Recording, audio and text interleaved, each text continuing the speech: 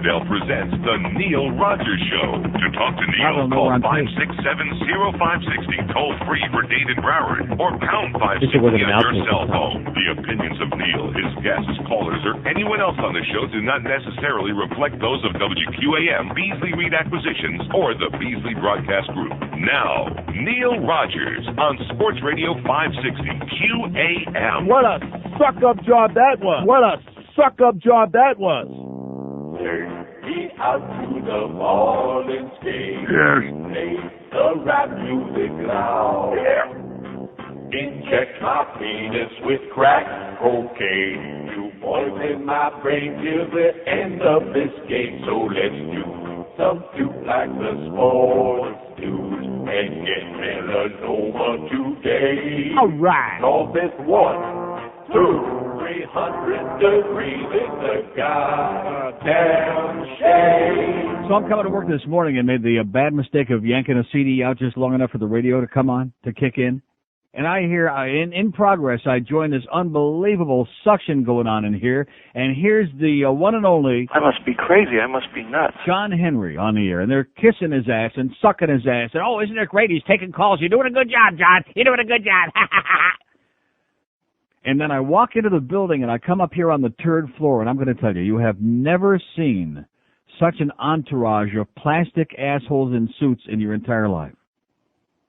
Am I right? There was what, 72 guys out there in the goddamn hallway? Bodyguards, facemen, Step and fetch it men. Step and fetch it guys, paramedics to separate these guys' lips from John Henry's Rectum. Just unbelievable. And then, when the whole thing finally gets over with, and by the way, that last hour with all that Jeremy Schaap crap, that was just a desperate attempt to change gears, to cover up the suck job they did from 8 to 9 a.m. What have I told you? There just are almost no people in this town with balls. To your face, they'll kiss you, kissy, kissy, kissy, and then the minute that you're gone, oh yeah, well, who wants to build that guy's stadium? Ha ha ha. Yeah, that kind of crap. That takes big balls. And speaking of big balls, see, I just don't understand what it is. This is a fraternity. This isn't a professional market, this place. It's just a fraternity of suckholes. Ike Seamans, there is one of the most pathetic old fuddy-duddies who was shipped by NBC at the twilight of a mediocre career down here. Just like Michelle Gillen. Everybody at the network level that's finished, they ship him down here. And Ike Seamans is a classic example. So he's in there breathlessly. He's attached by the lip to John Henry's rectum. Yeah, they had to bring in surgeons to do the surgery to separate before they can get him out of here. Just sucky, sucky, sucky, sucky, kissing up. And I wish you could see John Henry, by the way. If you think he looks really impressive on the front page of the newspapers, wandering around looking for fans in the stands, he looks equally impressive in his very expensive suit right here in the hallway with his entourage of wannabes and suckholes. Guess what, John Henry? The answer is still no. Yeah. No. Yeah, that's the answer. It's still no. And I love the guy that calls there about 8:45 this morning to say, oh, yeah, well, Mr. Henry, the reason that this is never going to fly, this plan of yours, is 2 words, Neil Rogers. It's amazing to me. At least 93-94% of the audience doesn't listen to this show. They don't listen to this show. And yet I've got this tremendous assumed power. So I have a great idea. Assuming that this guy's correct, and I have that much power, I got an answer for you, John Henry. If I'm the chigger in a woodpile, all you got to do is write a check. I'd say a nice even $1 million would do it. And then, what's $1 million to a guy with his money, number one? And number two, that stands to get about $250 million stadium out of the whole deal. $1 million is pockets chicken feed. Come on back in, John. You write me a check for $1 million cash. I'll walk out of here the second that the check clears the bank, and you'll never hear from me again. Never see me again, never hear from me again. It's a lot cleaner than that, you know. Just amazing. Oh, yeah, well, Neil Rogers is the reason this thing isn't going to fly. And you should have seen, by the way, I come in here. My timing was really great this morning. I come in on the 3rd floor to come in the studio, and they're all standing, the whole entourage with John Henry. They're out there. And also Ike Seamans with his head up John Henry's. They're out there in the hallway doing stuff together. I can't say what. And so naturally, here's Jim Crawford, one of our engineers. Here's Donnie B, that suckhole out in the hallway. Hey, morning, Neil. Morning, Neil. Of course, making sure that my name gets a lot of mention so that these people all know who I am. So as soon as he hears Neil and takes a look, John Henry goes, making guttural sounds. Yeah. Under his breath, I heard him go, yeah, just like that. And the amazing part of it is there actually were a couple, because, you know, when these people are on, you'll notice the tremendous turnaround, not just from the hosts, but from the audience. All of a sudden, there are people calling, oh, yeah, well, I'm a big fan, yeah, and it's what a shame that you have to take all this crap, and on this station you get all this crap. It's not a question of giving out people crap. It's just a question of telling the truth, telling it exactly the way it is. And then when a couple of good questions did get on there, did he answer the question? No. No. Including one guy that said he was a baseball fan who wanted to know if, a very legitimate question, if the tax thing doesn't go through, if there isn't going to be any tax, and aren't going to be any tax dollars to build a new stadium, will he pledge to build a stadium himself? And he went, and did the guys there, did any of those three guys say, hey, you haven't answered the question? No. No. 6 BBs in there. 3 guys with 6 BBs. Not one ball, not one real ball among 3 guys. And this is on a so-called sports show. 3 pussies. Pussies galore. That's going to be the new name of the morning show instead of the worst team. Pussies galore. And just like last year when BM was doing that hockey show every Tuesday morning, did the audience at any point make these guys hold them accountable at any point? No. No. Because the audience doesn't care. The people that call, especially on those sports nerd shows, they just want to hear the sound of their own voice. They don't really give a crap. They don't care if you come on here and you have no credibility at all and you just suck everybody's ass to their face and then rip them behind their back.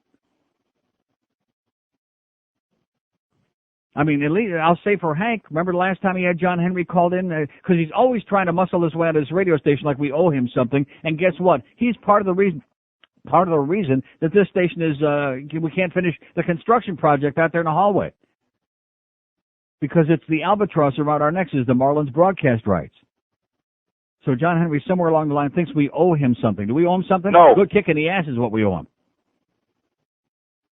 And last time he called up, Hank and was talking at the beginning of the call about, well, you know, I'm trying to drum up support for my tax plan. And Hank said, well, you're not going to find it on this show. Nice going, Fatso. Nice going, Humper. That was fun. So there's at least a guy with 1 descended testicle anyway, which is more than you'll find in this morning show here with the 3 suckholes. See, there's no interest. How long have I been telling you that? There is no interest. This is not a baseball town. And John Henry's going on about, well, there's just no revenue, you know. There's no revenue because it all goes to Wayne. We don't own the stadium. Well, you know something? If there's no revenue, it's a bad deal. It sounds like a bad deal. How many people out there in this audience have made a bad business deal or a bad investment and then would like somebody else to come and bail them out? Like the SNL deal, you know. Should we bail them out? No. No, the answer is still no. And not because Neil Rogers says no, because the overwhelming majority of people who want to say no never even heard of Neil Rogers. They just don't want any more goddamn tax money to subsidize stadiums for billionaires and millionaires. That's all.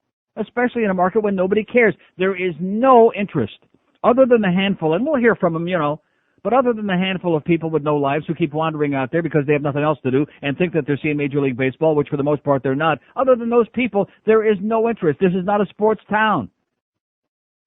So the fact that this is a sports station, I guess, these people have to keep sucking up to these guys and pretending it's a sports town because it's their livelihood.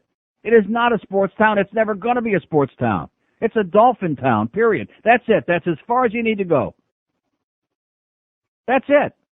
And you'll notice between 9 and 10, once they got done with the 15 minutes of the Jeremy Schaap crap to try to, cover up, like the dog kicking up its legs in the backyard again, trying to cover up its pile. You'll notice the calls that did come in were the usual inane questions. Well, what about that third down, that penalty, Joe? What about that? How come the ball was, instead of 9 yards, the same minutia. The same inane, idiotic questions that only a mental midget, only a mentally ill person could possibly be wondering about. Only somebody with much too much time on their hands could possibly even conjure up in his mind. Well, what about that 3rd and 7 play? What? Yeah. What about it, by the way? 10 minutes, and by the way, John? No. That's still the answer. Must be crazy. I must be nuts. This is the face of erectile dysfunction. Oh, jeez. And this is the face of erectile dysfunction. And this is the reaction to erectile dysfunction. Yep, that's what you're looking at, guys. You may never be able to recover from an incident like that again, but you won't have to worry about that if you supplement your EDS procedure with Dr. Richard Weiner's Dr. Dick Extenders. Whether the Viagra works or not, you are secure with Dr. Dick Extenders. Ask your medical practitioner for details on Dr. Dick Extenders today. You'll be glad you did. 10:15 at 560 WQAM. We're looking for the names of the people in this town who have balls. That's going to be one of my projects today, is make a list. You think I need a pen? Or maybe I could do it like with the tip of my bloody finger, my thumb. Nice going, Tracy, by the way. And where's my 98 Degrees Christmas CD? Looking for the names of the people in this town who actually have a pair or maybe like one descended testicle. It shouldn't take too long. No, it's a fraternity. It's a closed little club where they suck each other's ass. Oh, Ed Pope had a great column today. When was that? What year was that? When did Ed Pope ever write anything that was profound, interesting, insightful, anything? Did it ever happen? No. No. And yet we got people on this station that have their lips attached deep to his rectum. I don't understand why. And the same with Ike Seamans. Ike Seamans has got to have naked pictures of every broadcaster in this town except me. I don't get it. What's the big tinnitus with him? Except for the fact that we got somebody on this station that works on the same TV channel with him, so they're, like in bed together. He's a fuddy-duddy. He's a silly old man who was in here just sucking up to John Henry. I'm telling you, it was like a boxing match. They had to keep coming in and separating him from the clinch. Oh, by the way, speaking of boxing, that guy's dead. We'll get into that. Here's a mobile in Coral Springs. Hello. Hello. Yes, sir. How you doing today, Neil? Okay. So I heard what you were saying about John Henry with regard to, business decisions and things like that. He didn't become, like you said, a multimillionaire or a billionaire because he made poor business decisions. Yeah. Now, as far as, our responsibility to him, I think there isn't any. No, but he was the one that said, there's no revenue from the stadium right now. The skybox revenue all goes to pay off the debt on the stadium, and the signage and everything goes to Wayne. He knew that going in. He didn't discover that after he made a deal. That's what I'm saying. I'm totally in agreement with you. And the point is that what is he trying to perpetrate on us? What's he trying to say to the the average guy? What he is a liar. He's an absolute liar. He came in and he said, oh, well, when he first was going to buy the team and he was making this big campaign to suck up to the public, oh, well, even if the public doesn't agree with building me a new facility, I'll build it myself. Then after he made this deal, which now he's crying about what a bad deal it is, now all of a sudden he says, well, I'll build a stadium myself, but it'll only be a small 25,000-seat stadium, and we'll never have enough revenue to go out and get a really good team and be competitive, et cetera, and so on. And when somebody asked him this morning, are you really committed to going out and building it yourself? He danced all around. He never answered the question. He never at any point said yes. So, in other words, blackmail is the way to go? What it is the whole concept here, because you remember when Wayne was crying about, well, I can't make money with the Marlins because the public will never build me a stadium. We already built the arena for the hockey team. They'll never build me a stadium because I'm a bad guy and everybody hates me like poison, which is true. So, and they really believed, or at least he conned John Henry into believing, that if by selling the team to John Henry, that John Henry was going to put on this big PR campaign. Oh, he really loves baseball. He's just a regular guy. He's not an asshole like Wayne, et cetera, and so on. And oh, yeah, the public will just all of a sudden develop an appetite for spending more tax money to build you a stadium. Well, guess what? Didn't happen. And it was only after all the polling that they did and after all the negative response from virtually everybody, including the Hotel Association, only after that he came up with this cockamamie desperate deal of, oh, well, I'll give 90% of the profits back to the public. That was never part of the original deal. That's only another desperate lie and a desperate con job to try to suck people into supporting it. So, bottom line, Neil, is there anything that we, as the average guy, can do to tell John Henry, hey, yes, when it goes on the ballot next November, the answer is still no. That's all. Very simple. It's going to lose overwhelmingly, and everybody knows that. Beautiful. And also, just to go to a point like you said yesterday, which was great, Ken Jenney doesn't have a chance to be a dog catcher. Okay, and have a great day. 567-0560. We got 7,000 open lines here. We're searching for all the tremendous interest in that John Henry thing this morning, that suck-up job we had for an hour on this radio station, and for the long list of people who have balls in this town. We had any names yet? No. 567-0560, pound 560 on the AT&T line, 877-785-6345. Here's Miami. Hello. Hello, Neil. Yes, sir. First-time caller, first-time listener. Been listening to you for a week. First-time listener, yes. Yeah, I just wanted to tell you about this John Henry guy. Sounds like just like a big octopus to me that wants to just get into people's pockets. Uh-huh. And, we got so many other things going on in this town. We need, the traffic. We need to solve that. We need to plan on something to Let me say it again. Kids are going to school in Broward County in portable schools. They don't have the money to get the computers in there that they thought they were going to have for all the kids. There are kids in Dade County that aren't getting lunches at lunchtime every day. There are kids with no textbooks in Dade County. And we've got assholes in this town that are willing to spend any kind of tax money, no matter where it comes from, to build a stadium for a billionaire, for a baseball team that 99% of the people here don't care about. You're right. I worked in education, and I'll tell you, I had to get out. It was just it's miserable. It's miserable, the educational system here. And, people like him should look at maybe how they can help, And I mean, this is not a baseball town. This is not a sports town. You're right about that. They drew 3 million people that first year only because of the novelty of it and because it was new and exciting or whatever else. And the fact is that when they got to the World Series 2 years ago during the playoffs, they had unsold tickets during the playoffs. Yeah. That's how much of a baseball town this is. That's right. That's right. But I just wanted to say that if he wants a stadium, he needs to get it out of his rectum. Okay. Bye. See ya. Just pull them on the audio Rectum. there, if you can separate those tongues from it. See, I don't understand why some of these guys, especially these morning guys, get a free pass from their audience on this station. I don't understand it. I mean, it was right there. All you had to do was listen, which I usually don't, but I listened for most of that hour, and just sucky, and softballs and protect them from the callers, just like they always protected Brian Murray from the callers on that coach's show until finally somebody asked a tough question, and then right away they had to bring in CM and BM to protect them from a tough question. The audience just doesn't care. All they want to do is suck up. Suck up. A lot of suction in this town. It'll invert someday. You watch. 567-0560, pound 560 on the AT&T line. Boy, this is just like yesterday when I gave away those tickets to the concert, isn't it? No. When we had all 9 lines lit up like crazy because we had a bunch of freeloaders. I'm not sorry that I did, though. It was a Monday and it killed 2.5 hours. It was great. And maybe the person who actually got the tockets might have the decency to call in today and say, thank you, Neil, we had a great time, or whatever. You think that's going to happen? No. Probably not. Probably went out and scalped them. Here's a mobile in Sunrise. Hello. Hey, Neil, hi. Yes, How sir. you doing? Okay. John Henry is a douchebag. I mean, this is not a baseball town, and nobody cares about it. And I'll tell you what happened. Let me ask you something. How come people weren't calling up saying that between 8 and 9 this morning when the suction hour was going on? I'll tell you what happened. I called in. I usually don't call the worst team. I refuse to talk to them, but it pissed me off so much, and I tried to call. And they didn't let me on because I said I want to ask John Henry a question, and they did. So in other words, they were doing the heavy screening again to protect him from the real right. calls. They did not want to let me on. And Defoe was on there talking about what a great job he's doing, taking the callers from the public, like he's really taking the tough calls. Exactly, because I said I want to ask him an honest question, and they says, well, if you don't tell us the question, we cannot let you on. I was like, I told them, and they says, well, we can't let you on the show. So.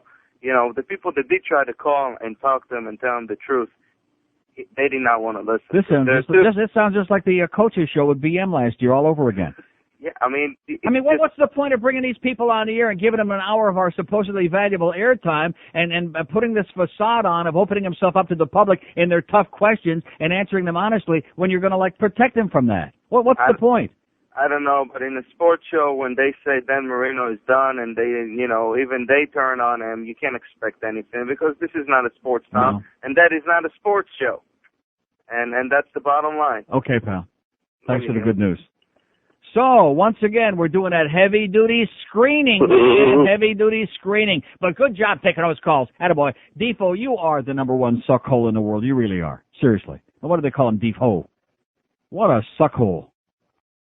God. I must be crazy. I must be nuts. Yeah, and see, I'm supposed to be the bad guy because I sit here expressing the viewpoint, which is the overwhelming majority of people out there agree. Even if they didn't, I would still express the viewpoint because that's the way I feel about it. What a legacy this town is going to have. How many millions are they going to spend to preserve the circle out there? Millions. $8 million, I think, that the city is committed to that they may or may not get back in donations to preserve the circle. And we're going to have to raise a couple $100 million to build a stadium for a billionaire here. You see, we got sucked into it the first time, and I admit that I'm one of the people that got sucked in, partly because of my enthusiasm for hockey, and partly because it looked like they had us convinced we're going to lose the team. Oh, yeah, the Panthers are going to Nashville, they're going to Oregon. You know something? We should have told them, go ahead, pack them a sandwich. Good luck to you. We'll survive. I don't know how it is, but somehow life went on all those years. I've been here 23 years, and somehow, in fact, you know something? It was better before. This town isn't improving because we got more sports franchises. This town is turning into a toilet. Anybody who can tell me that this town is better today than it was 15, 18 years ago has got to be a nutcase. Needs to get a butterfly in it after him. So this bull crap the newspapers keep trying to peddle you about, oh, the quality of life is so dependent on having a baseball team and a stadium. Well, what is that bull crap? Quality of life was pretty good in Canandaigua, New York, to be honest with you. We didn't have any baseball stadium. Had a lot of nice white people. Here's a mobile in Fort Lauderdale. Hello. Hey, Neil, how you doing? Who spoke English? Yes, sir. Hey, this stuff that John Henry's putting out there, this garbage about returning the profits to the people. Yeah, 90% of the nebulous profits, right. You know what'll happen? Yeah. There won't be any profits. Probably not. By the way they take care of their books, they will get paid everything that they're looking to gain, and there won't be any profits. And not only that, but there is absolutely no accounting of, nobody even has an idea at this point of where that money is supposed to go, assuming that there are profits. Where's that money going to go, and who's going to decide where it's going to go?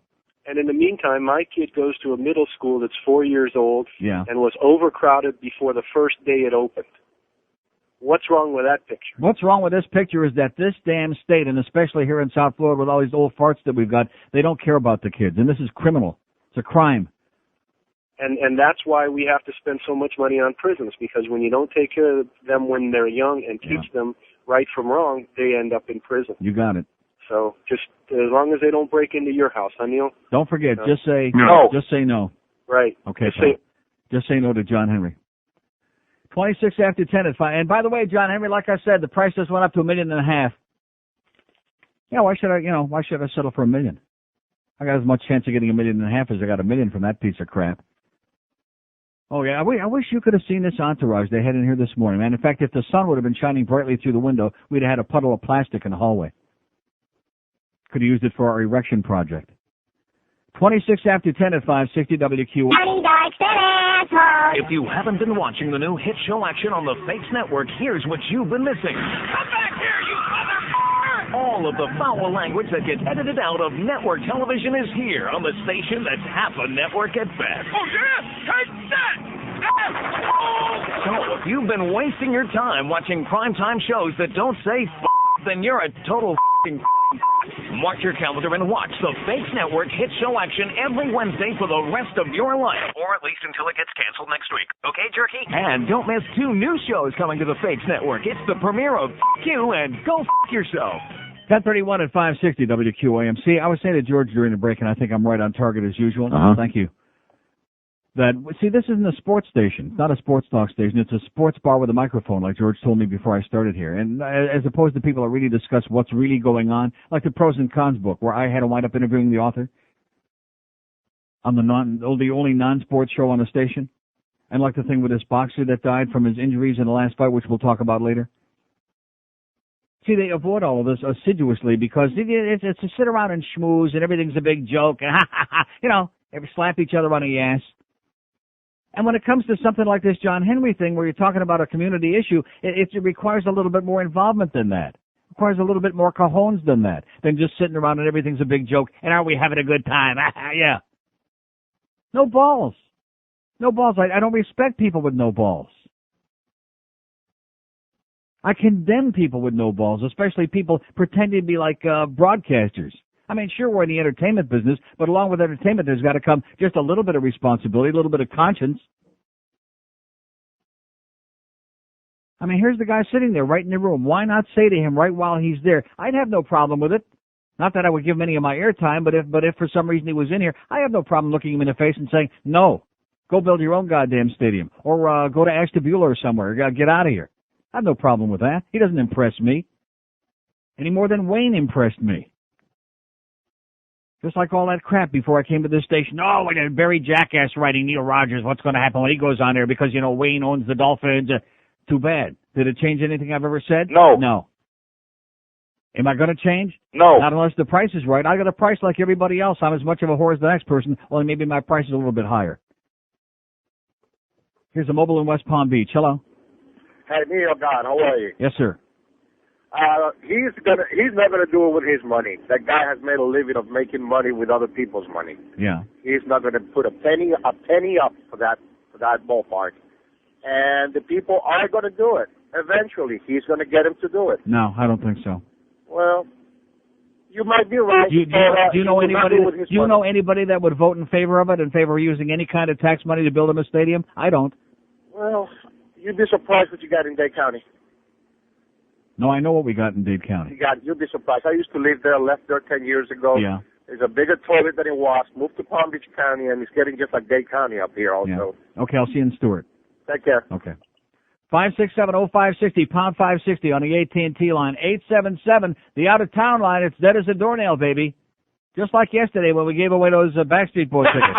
Did that guy call, by the way, to say thank you yet? Or they went to, he scalped them and got a lot of money or anything like that? No? 877-785-6345 on the out-of-town line, 785-NEIL. Here's Miami. Hello.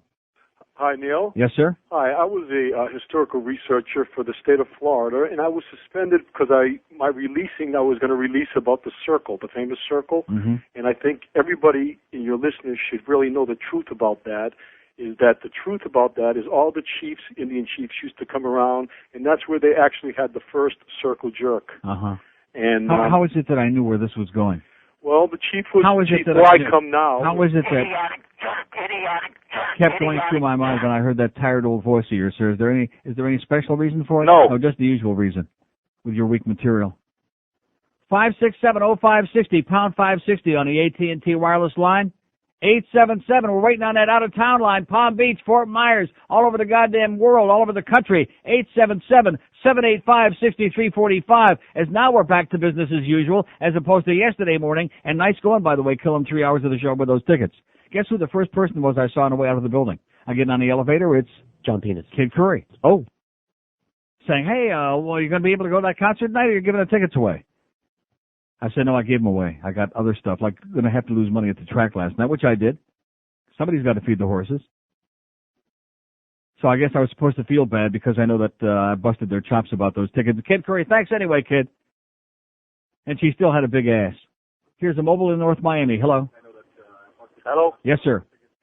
How you doing? Okay. Neil? Yes, sir. Hey, Neil, you want to give him a stadium? Why don't you give him a stadium so you can open up a drag racing?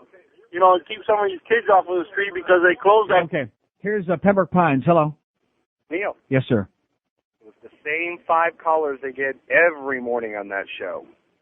Yeah. Gerard from North Miami or whatever. Uh-huh. The other guy, Joey the Faxer. And yeah. It's nothing different on that. And anybody different that wants to get on that might have a different point of view or put whoever the guest is on the spot, they don't get on. They do the heavy-duty screening, and if you don't, fess up what the question's going to be, you don't get on the air. What kind of a show is that? Or you have to wait on hold for 15 minutes because they have 45 minutes of spots on there. Yeah.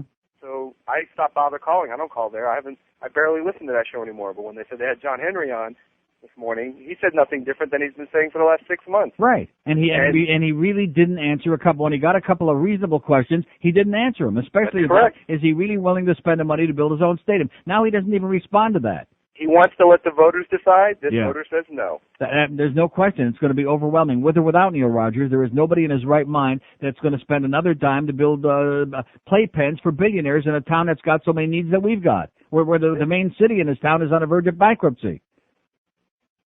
I agree. And have a great day. Now, we won't get any of the people who disagree because, like I said, most people are suckholes anyway, so we won't get people who disagree. Not that there are that many of them out there.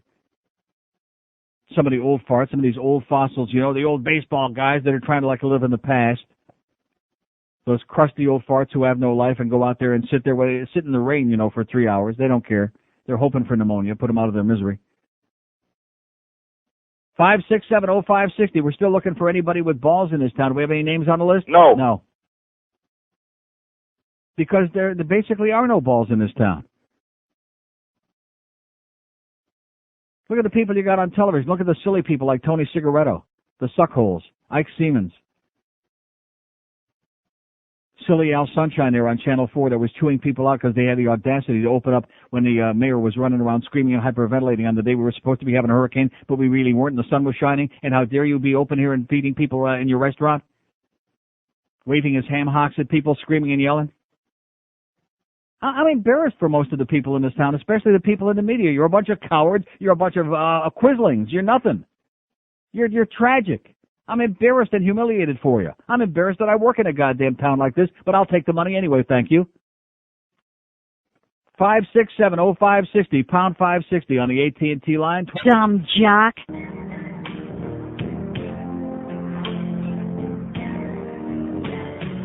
Look at the leaves all over the place, but you can just tell by the look on my face. Honey, when you are a Backstreet Boy, hard physical labor you avoid. I'll never break your yard. No. I'll never break my back. I'd rather die before you see me holding the handle of your rake. That's no lie. So let me ask you, I was at a concert last night. Anybody in this audience see No. that guy ever call back from yesterday and say thank you very much? No. I got $1,500 a pop. And No. John. Whatever his name was, John. Did John call? No. No. By the way, I hope you had a great time, John. As a matter of fact, if you don't call the next half hour, 45 minutes, maybe we're not going to wish you had a great time. Maybe we're going to wish you broke your leg. Here's Hollywood. Hello. Oh, is that us? Yes, sir. Or me? That's hey, listen, you. how many exactly? Think about this. How many stadiums do we really need? One on each corner. Okay, on each corner of each I know. county? It's also, by the way, there's a thing in here about the Hurricane Stadium, the on-campus arena that they need so desperately for their basketball program that nobody goes to the games and nobody cares about, and especially when you consider the fact that there is no campus to begin with, and number two, that the students don't support any of the athletic things at the campus anyway. What's the point? Yeah, but What they a joke could that is. So there's they another could one let for they could let the Hurricanes play in the old Miami arena. Yeah, well, they didn't draw anybody there, and they won't draw anybody if they build them a new one either. Right. Because there is no campus, and there is no student constituency there. Like I said, when I used to do Hurricane baseball for 6 years there, I've said this just a couple of weeks ago, 99% of the people who were there were like, people from the community. There were no students there, maybe a handful. Because when you go to U of M, that's a prerequisite. You have to have a small handful. And then, of course, the hockey team's moving away, supposedly. Yeah. So, all right, we built that one for nothing. All we have is more places to put rock concerts. We were dumb enough to be blackmailed once. If you don't build me a state-of-the-art arena, I'm going to move away. We're going to move the team. And he was right on the verge, and we went ahead and we got sucked into that, and we did it. And from selfish reasons, it's right by my house, and I like hockey. That's, at the time I said it was okay, but it really wasn't okay, and we got to stop doing this. I know. And what better point to stop with than the putts like John Henry? Yeah. Oh gosh. Yeah. Well, I'll tell you what. For the last game that they play, or the Marlins play at Fro Robbie Stadium there. Yeah. We'll have Pokemon Trading Card Day, and just cancel it right there. Just forget the baseball game. Well, if the Then you Marlins get a crowd in move, there, but you better do it soon because if the Marlins want to move, I mean, are we going to pay for another stadium? No, we'll pack them a sandwich. It'll be a lot cheaper, sir. We'll have it. We'll have Chuck over in the corner there. It's right close by the stadium. We'll have our friend Chuck from the sub center make up a whole big bunch of sub sandwiches, and we'll pack everybody on the in the organization a sandwich. Although to be honest with you, seeing those people out in the hallway here with their Brooks Brothers suits didn't look to me like anybody was missing any meals, including John Henry, even though he looks like Ichabod Crane on a bad day. Just build me a stadium. That's all. I'll give you back all the money. I'll give you back all the profits. Anybody believe it? No. It's that goddamn Neil Rogers. That's the problem. He reminds me of the Bird. Yeah, you're right. When you come right down to it, have you ever seen him and the Bird together? No. He's the Bird. That's who that is. John Henry is the Bird. In fact, laugh for us, John. Come on. There you go. John Henry as the Bird. Here's Cooper City. Hello. Neil. Yes, sir. How you doing, sir? Okay. I was listening a little bit yesterday. I don't know if anybody mentioned it. The $45 million rest stop that they just built on the Alligator Alley. Right. But it's not just a rest stop. It has boat ramps. Mm-hmm. And they said that I think it was in the Sun Sentinel on Sunday's paper, buried somewhere in the middle somewhere. But the writer actually said they could have built 3 brand new elementary schools in Broward County. Right. but they decided to waste their money on a rest stop for people that are driving over to Naples, for that hour-long drive across the alley. So just thought I'd, give you a little something to add to the misery. And you realize it had to be extra secure and extra expensive because that's the way we do it. $45 million, so people can bring their jet skis out. Because I know that every time I've driven across Alligator Alley, I always feel real threatened, Yeah. Well, they put the boat ramps in, so all these yo-yos with the jet skis can go out there and jet ski with the alligators. All right. Thanks for the good news. There you go. By the way, the $165 million Mars lander. Heard from it yet? No. And it's not only the $165 million. It says if this effort fails, it almost will certainly leave the team, this embarrassed Mars team, in the previously unthinkable position of having lost 3 landers and 1 orbiter, the entire $360 million panoply of robots aimed at Mars this year, in what was to have been a vital second wave of research in a sequenced exploration of Mars. See, when they write the history of mankind, when they look back in retrospect and they write the history of mankind, these kinds of things, all of these things, will be listed. Man's play toys. I mean, I'm not a fuddy-duddy who's against space exploration to a point. But see, I'm one of those people who believes that you take care of your most important priorities first, and then when you have money left over to play around with, then you diddle with the extra money. Do we have extra money to diddle around with down here? No. No, we don't have any. So go diddle with your security people. Go diddle with Ike Seamans, okay, John Henry? We don't have any extra money down here to diddle around with anymore for spoiled assholes like you. And by the way, isn't it interesting, not only did Wayne lie, that line that I'm always playing about, well, if you go ahead and build me the stadium, I won't play there, blah, blah, blah, because I don't want to be a liar. He's used to being a liar. We all know he's a liar, and he's playing there right now. But now the team's up for sale. He's making all this money and will continue making all the money, just like the concerts the last 2 nights. He makes the lion's share of the profits from all the events in that arena, hockey games or no hockey games.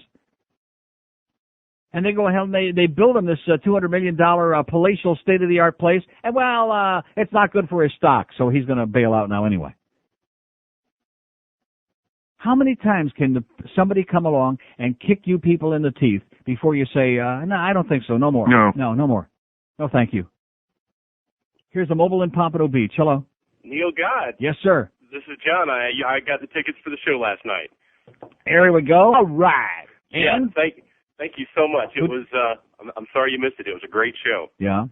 I took my wife, and she's a big Backstreet Boys fan, and right. They kept playing songs after song. I was like, wow, I didn't know they did that. And it was in best seats I've ever been in my life. It was right up front. But the main thing I remember from the show, and I can still hear it today, is, yay! Unbelievable, the screaming girls behind us. It was just shocking. That's why I wouldn't go. I can't handle it. And the worst thing was the lady beside me had her little perpy little son there, and she was dressed up very skimpily outfit and was diving after everything that they threw off the stage, and he was sitting there like he'd rather be trading Pokemon cards. But, How old was it was a great 35? Show. Okay, glad you had a good time, pal. Thanks for sending your very best. Thank you, Neil. Okay. See, there you go. I told you he'd call. Was I confident? No. But he did. Nice going there, John. 567-0560, pound 560 on the AT&T wireless line. How's line 7 doing, by the way? I'm a little bit nervous after what you said. It sounds fine to me. They all seem to be working again. They were working just fine there when John Henry was on. I walked by the other room there, saw the lines lit up like a Hanukkah bush. Of course, at the time, I didn't realize that they were screening heavy-duty all the calls and making sure that the tough questions never got on the air.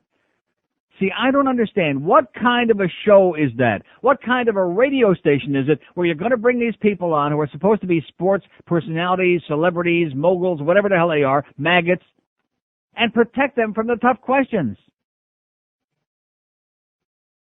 See, there's one word that comes to my mind immediately when I think about that. You know what the word is? Boring. Yeah, boring. Boring. Because there's not going to be any controversy. There's not going to be any fireworks. There's not going to be any exciting exchange. There's boring, contrived, prepackaged, dull. And all the Jeremy Schaap Juniors in the world aren't going to change that, Beefo. Here's Sunnyvale, one of our chronics on the bat line. Hello. Hey, buddy. How you doing? Okay, sir. Hey, listen, you can get rid of John Henry just like we did Eddie DeBartolo out here. Yeah. Bring Janet Reno down and have him interviewed.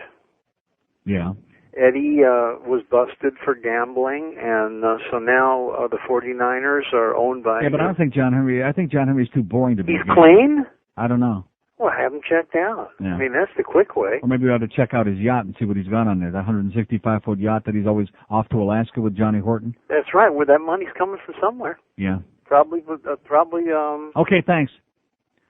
567-0566, stick to California, okay, pal? Stick to something you know about. And on the out-of-town line, 877-785-6345. See, like I told you, there's no interest in this in the first place.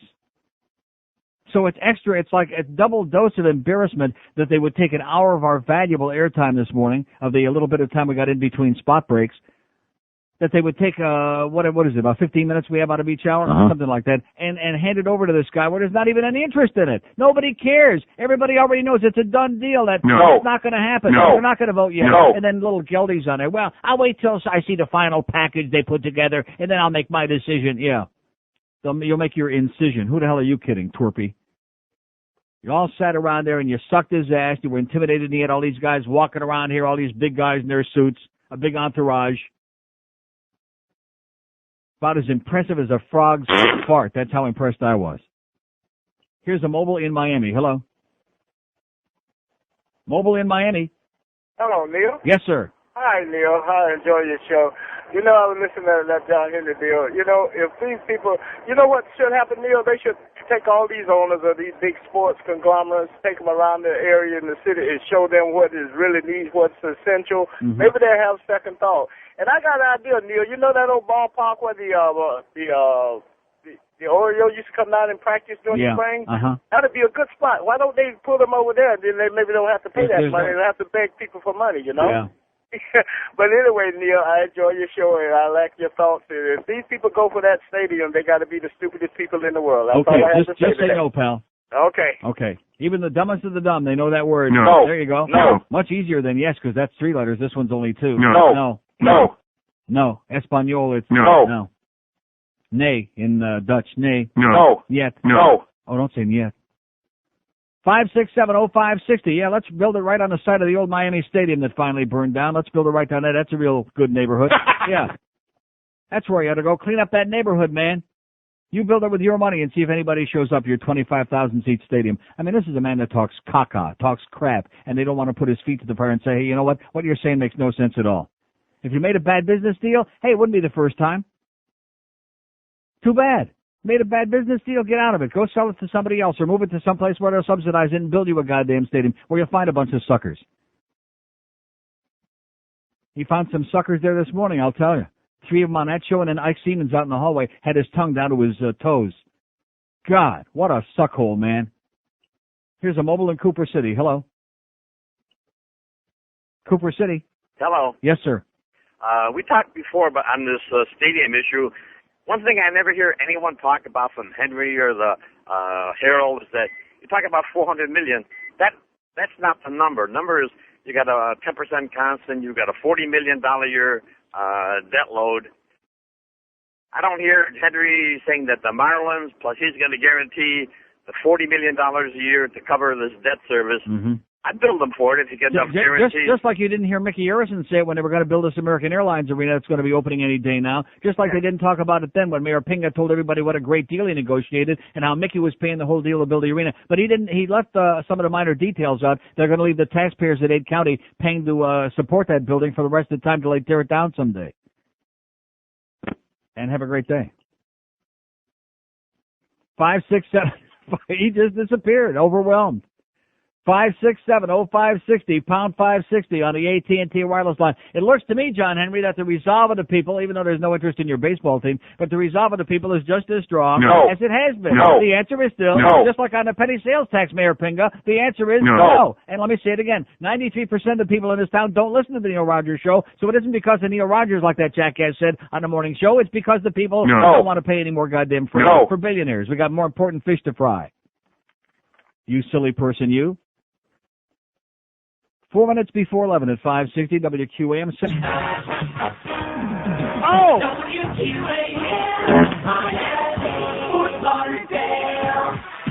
Yo, this is P. DJ Fly. They call me Fly because I know what's up. And if you think Jerry Curl's not where it's at, then you're the one who's square. Because I tell you what, the fat didn't just disappear. It moved down a little bit. You see, Jerry Curl may not be cool, but this is.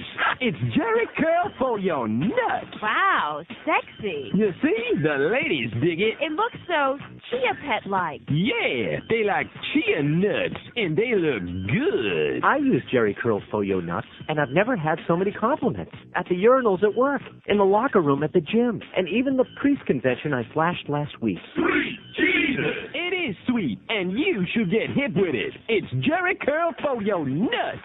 Buy some today. It's 11:01 at 560 WQ. We got Hank at Cool City at 2. We got the Bookster at 6. And North Carolina, what is it? North Carolina Charlotte 49ers at the Miami Hurricanes basketball. What is that? North Carolina Charlotte? Well, I don't know. And do I care? No. No, but that's on at 7 o'clock tonight. Got a lot of empty lines. I'll tell you one thing. It sure is nothing like the parade of calls, screened or not, that they had this morning when John Henry was on. And you should have heard, in case you missed that hour, should have heard the way that most of the callers approached Mr. Henry. Oh, Mr. Henry, thank you so much for taking my call and for coming on and speaking to us this morning. Mr. Henry. See, I guess if a guy's got a lot of money, automatically we're supposed to respect him. Is that what it is? Yeah. Automatically we suck his ass. That must be what I saw here this morning, because this guy's got a lot of money, so therefore everybody's got to suck up to him. I'm not the least bit impressed. In fact, I've discovered in the course of my life that most of the people I've encountered who have a lot of money, they're assholes. They're boring, they're boorish, they're nothing. I mean, not that I wouldn't like to have some of their money, but at the same time, that doesn't mean I'm going to suck up to them because I'm never going to get it anyway. Oh, Mr. Henry, thank you so much for coming on and speaking to us this morning. Yeah, right, like he's doing it as a public service and not trying to brainwash and propagandize. Here's Pompano. Hello. I want to tell you right now, if Broward County decides to change their mind and build this arena, I will not play there. Right. Remember that? Yes. We should take a lesson from him, right? It's the same thing all over again. How about those Toronto Maple Leafs last night, sir? Yeah. Looks like a big game on Thursday between us, my Flyers, and your Maple Leafs, huh? And again Saturday. Yeah, I know, back-to-backs. Mm-hmm. Should be Nobody here knows what that's all about. Yeah, I know. Nobody here knows Steve Thomas scored in overtime last night as the Leafs came from a 2-0 deficit in the first period and won the game in overtime 3-2 and have 38 points and lead the Eastern Conference. Only by one. I beg your pardon? Only by one. But nevertheless, they only have to lead by one. They're both playing great. Should be a good pair of games. You are. Now, and your team really scares me. But good. Have a good day, and don't forget the Bald-Headed Geek. And tell the Beezer thanks again. You got it. Okay, for the playoffs. Isn't that a shame that there's nobody here that you can even discuss that? That, like I've said before, that tells you what kind of a sports town this is. It's not. It just isn't. Johnson dies from injuries in the ring. Stephen Johnson wanted to keep boxing even after a knockout sent him to the hospital in April, but he's dead. He's dead. His death Sunday at 31 from injuries in the November 20th bout underscored the price he paid for ignoring those and other warnings about his health. He managed to get fights in spite of the fact he wasn't supposed to be. He was on medical suspension. He still managed to get his fights in Georgia and South Carolina before his November 20th junior middleweight bout in Atlantic City with Paul Vaden. He was knocked out by Vaden and never regained consciousness before he died. An autopsy showed he died of a closed head injury and left subdural hematoma with multiple complications. Is there anybody calling sports shows about that? No. Is there anybody saying, oh my God, it's barbaric and grotesque and there's no purpose other than to beat somebody else's brains out, and they did in this case and he's dead, which happened so many times? Is there anybody talking about that? No. Oh, did you see the fight the other day? Oh, yeah, when's that next Tyson fight? Part of that whole sick machismo thing. It's like bullfighting is to the Spaniards. That's what boxing is to us. It's a sickness. It's a national sickness. It's kind of like along with the guns, and the violence. Part of that sick macho thing. Oh, that's right. A pansy like you wouldn't like boxing anyway. That's right. That must be it. Must be that pansy anyway. Thing. That's right. It's the bulls, the boxers.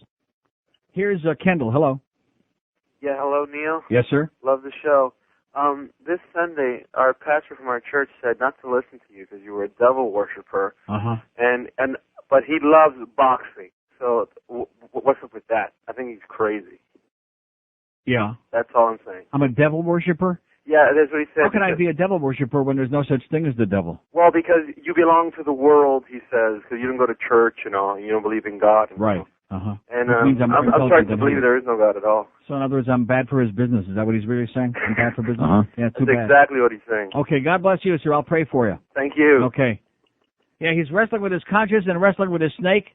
Never the twain shall meet. We got 1,600 open lines here today, unlike yesterday when we gave some tickets away and bought some calls here from this dead-ass audience.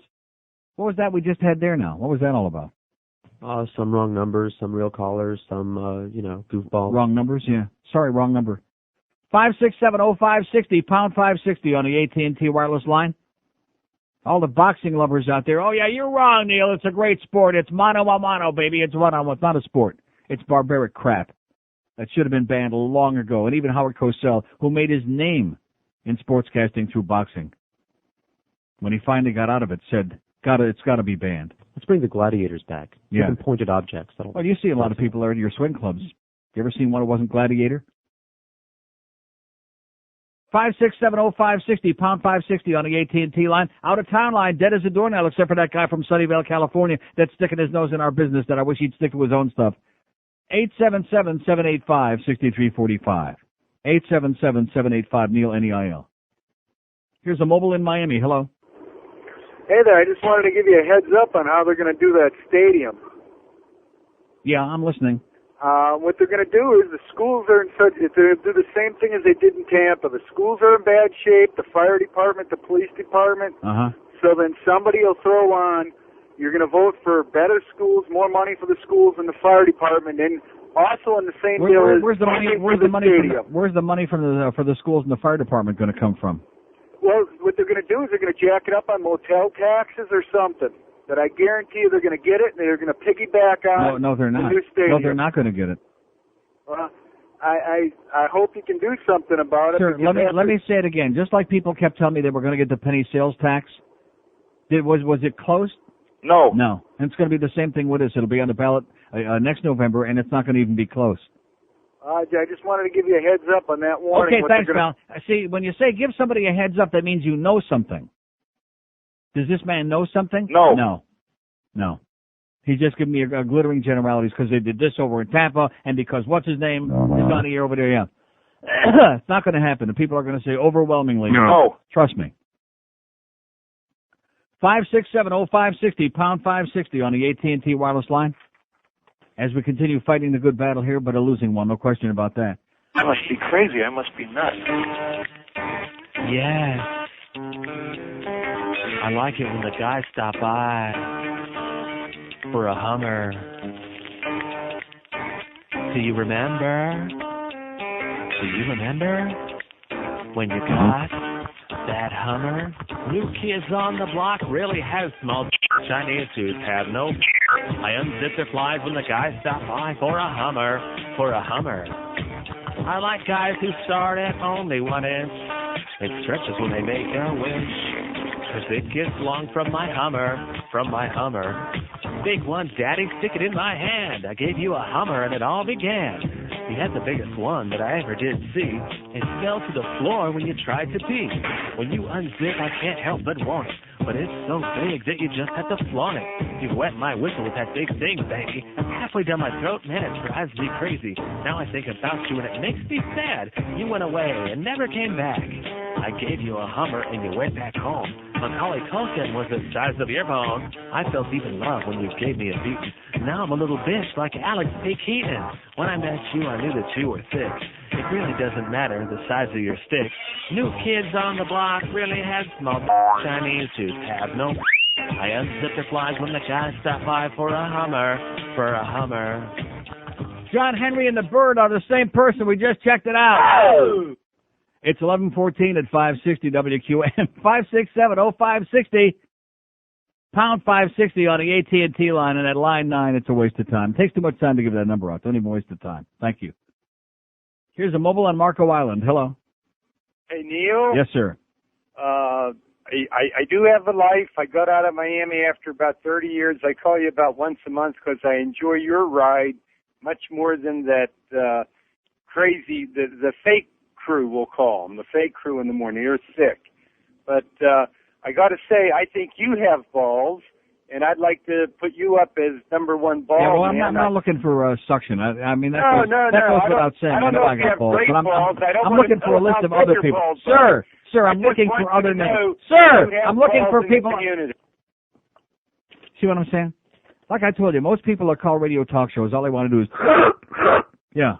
I mean, we are looking for calls on these shows all the time. And believe me, every year it gets more and more difficult because, for one thing, most people don't have anything to say, but not that you have to suck. Right. And that's what most people like call, not just this station, but all talk stations. That's probably the number one problem with talk stations is chronics, and they call because they want to ingratiate themselves. People that want to suck around. Oh, yes, Mr. Henry, it's so wonderful talking to you. Oh, yes, we love you and a horse that was named after you, too. I mean, that this morning, all these people, oh, it's such an honor to speak to you, Mr. Henry. If you could see this guy, would you call him Mr.? No. Hey, Schlipper, what are you doing over here? Who let you in here? Which is why he has to bring that big entourage of all his sucklings, his supplicants along with him to make him look like a big shot. Because if he's up here alone, he looks like, hey, by the way, they got a pail and a mop over there, John, which he could have used, by the way, this morning.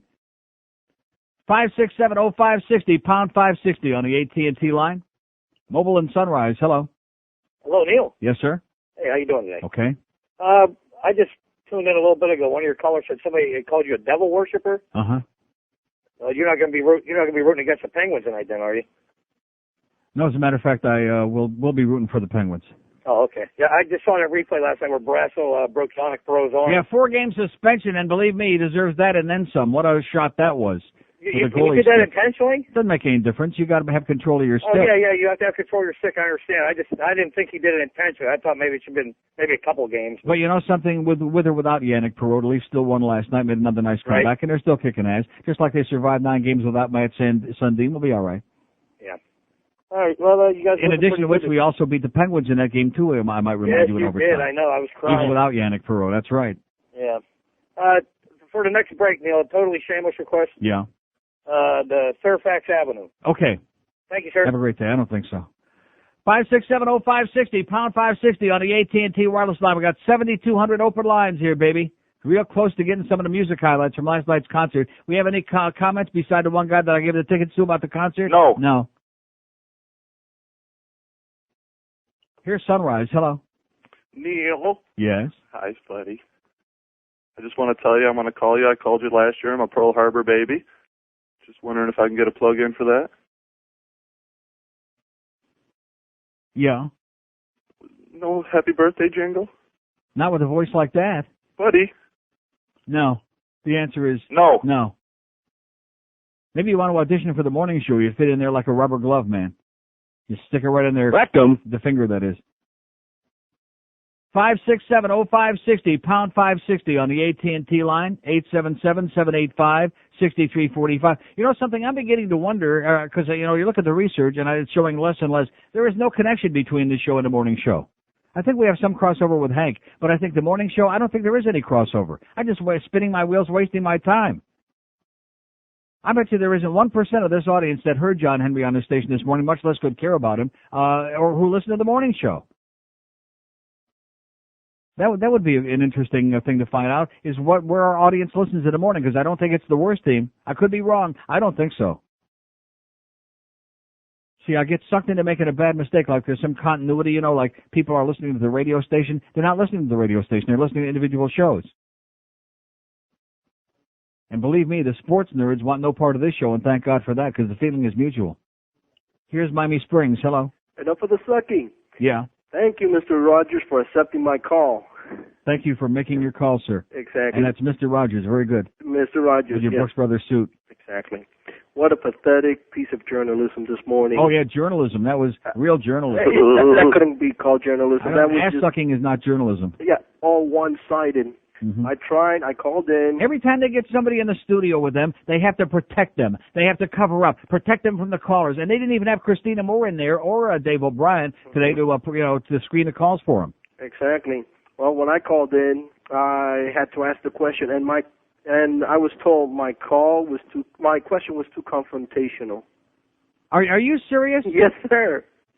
Your question was too confrontational? Exactly. Oh, my God. What a bunch of pussies. Pussy, pussy, pussy. 3 pussies in the morning. That's the new name of our morning show. Yes, sir. Wow. I wanted to ask John Henry about if it doesn't go through and he's set on building his stadium, Why not update the stadium down in Homestead, Yankee Stadium, Bobby Maduro? Yeah. We got enough stadiums. Not that you have to suck.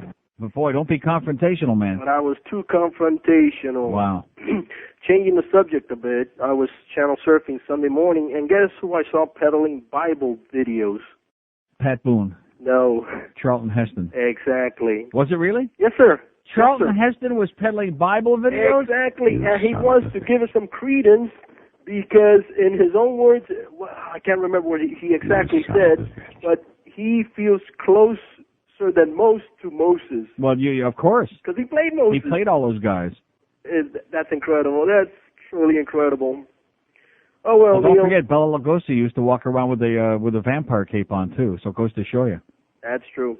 Hey, George, happy belated birthday. All right, later. See ya. What did he say, cape on? 5670560, pound 5. Oh, look at this. A lady in Naples. Hello? Yeah, hi. Yes, ma'am. Yeah, hi. From Naples. I tried to call before but you can never get through. Oh, yeah, right. These lines are smoldering. Yeah. Love your show and hockey rules. Yeah. I love the Panthers are pretty good. I went to see one game and I've never in my life seen where they had to put up on the overhead, make noise, and for the fans to cheer. Oh, yeah, they do that in a lot of places. No, I'm a Ranger fan. Well, not in New York because they know what the game is all about. Right, They've been so out for 100 years. But no, they do that in many of these new plastic buildings and a lot of these expansion cities. Yeah, and in fact, it's funny you mention that because Saturday night, I'm sitting there, minding my own business while there's the stoppages in play, and all of a sudden I hear the crowd going nuts, and I'm thinking, I'm looking around like, did a fight break out, or is there something going on? And then I look up on that scoreboard, let's get loud. Let's get loud, I couldn't believe that. Yeah, well, I think tonight it's the Panthers, not the Panthers, what do you call it, Penguins. So Kovalev and Yeager ought to be. Jaeger, yeah. Jaeger, yeah. Okay, have a great day, sweetheart. Okay, you too. Kovalev and Jaeger ought to be doing something. 5670560, pound. It's unbelievable. It's amazing. It's astonishing. And like I said, there are so many nice people that I meet in that arena, and most of them very nice to me, and they love this show, and they listen, and they chat their verse. They never call this show, probably because they're too embarrassed to, show that they know nothing about the sport. But, I mean, there's just, you can't complain about the knowledge in that arena because there isn't any. How many years do you have to have a franchise before somebody finally says, guess what? I know what I know who that is. That's Chris Wells sitting in the stands again this year. He's only 48 now. But they just don't want to let him go because it would be too embarrassing. They'd have to admit to a mistake. And being a bunch of hard asses, they don't make mistakes. Here's Fort Lauderdale. Hello. Hello. Yes, sir. Neil? Yes, I am. Long-time listener, first-time caller. All right. Different subject. Public supermarket. Standing in the line with quite a bit of load of groceries and 3 or 4 people behind me loaded with carts, and the lady in front of me, after she gets everything checked out, she tells the checkout girl, I need some cigarettes. Now, the checkout girl has to leave the cash register, walk over, stand in line, wait for the girls that are busy to give her a package of cigarettes, bring it back and give it to the lady in front of me. My question is, what is your question? To the manager, I said, why can't they go over and get their own damn cigarettes instead of holding up everybody in this line? Yeah. He said it's a convenience to the customer. I said, how about the inconvenience to the 4 people with loaded carts behind the customer? He didn't have an answer for that. So that's my gripe. Do you have any comments? No. Okay. Thank you very much. Okay. Do you have any comment, George? No. Horrible story just handed to me here over the fax. Vigel, Netherlands. A student opened fire at a regional high school in the southern Dutch town of Vigel, wounding a teacher and 3 other students, Dutch television reported. The student turned himself into police in Vigel, about 60 miles south of Amsterdam, near the city of Eindhoven. The victims were taken to nearby hospitals, the TV report said. Extent of their injuries was not immediately known. Authorities said the shooting occurred shortly after 2 p.m. in a hall outside the computer room of the school. There was no obvious motive for the attack. School officials ended class early and sent the students home. School shootings are virtually unheard of in the Netherlands, where gun control is strict and weapons are available only on the black market. On the black market. How do you like that, huh? Well, that's great. We got McDonald's over there and Burger King and Pizza Hut. Maybe they can catch up to us with guns now, too. That'll be good. 5670560, pound 560 on the AT&T line. The out-of-town line today is really desperate. I mean, desperate. 877-785-6345. 877-785-NEIL with a K. Here's the mobile in Fort Lauderdale. Hello. Hello, Neil. Yes, sir. Yeah, I was holding for Neil. Speaking. Oh, hi. Hey, less than 2 weeks before the Leafs come to town. Yeah. I got a couple things. Ty Domi and Peter Worrell. Last time they came down. What does that mean? You have a couple of things. Ty Domi and Peter Worrell. What does that mean? I want to talk about Ty Domi and Peter Worrell. I also want to talk about Sergei Berezin. Yeah.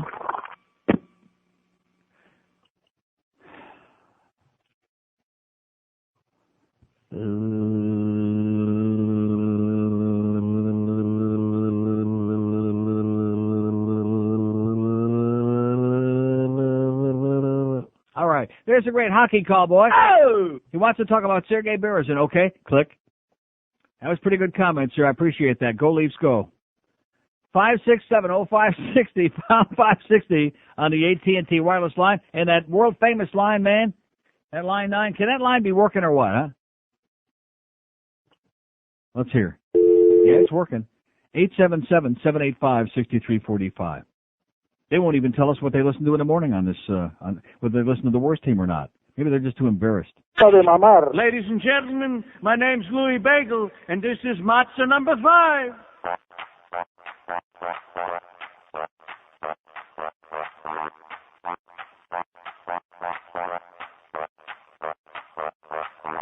One, 2, 3, 4, 5. Everybody likes to eat corned beef on rye, and I like my bagels in the toaster. But oy vey, I won't eat ham and cheese. It's really not kosher. I love some gefilte fish. A good knish didn't like my fish. Yarmulkes, Florida, kasha and matzah. I eat kreplach, it's kind of like pasta. Whitefish, herring, but please no pork. Lot so big, you gotta use a knife and fork. My, oh my, it's all good, let me eat it. Potato latkes, oh boy, you can't beat it. I really loved it Hanukkah last night. A little bit of Passover is alright. A really big bar mitzvah is what I had. I'm moving to Miami just like my dad. Rosh Hashanah, Jewish New Year. I really like a bagel with some schmear. My mother's name is Esther, my dad is Stan. I like to go and see Barbara Streisand. Oh, yeah! Boy! 11:31 at 560 WQAM. 422 lines waiting for you. They won't even call and tell us what they listen to in the morning, this crowd. Is that a difficult question? Oh, I'm sorry. 567-0560, pound 560 on the AT&T wireless line. It's just astonishing to me. You know, it's about 10, 11 years ago when I gave up doing a guest in the topics, I realized at that time that what I was doing was passé. Thank God for me. Nice going, Neil. Neil, good. You're welcome.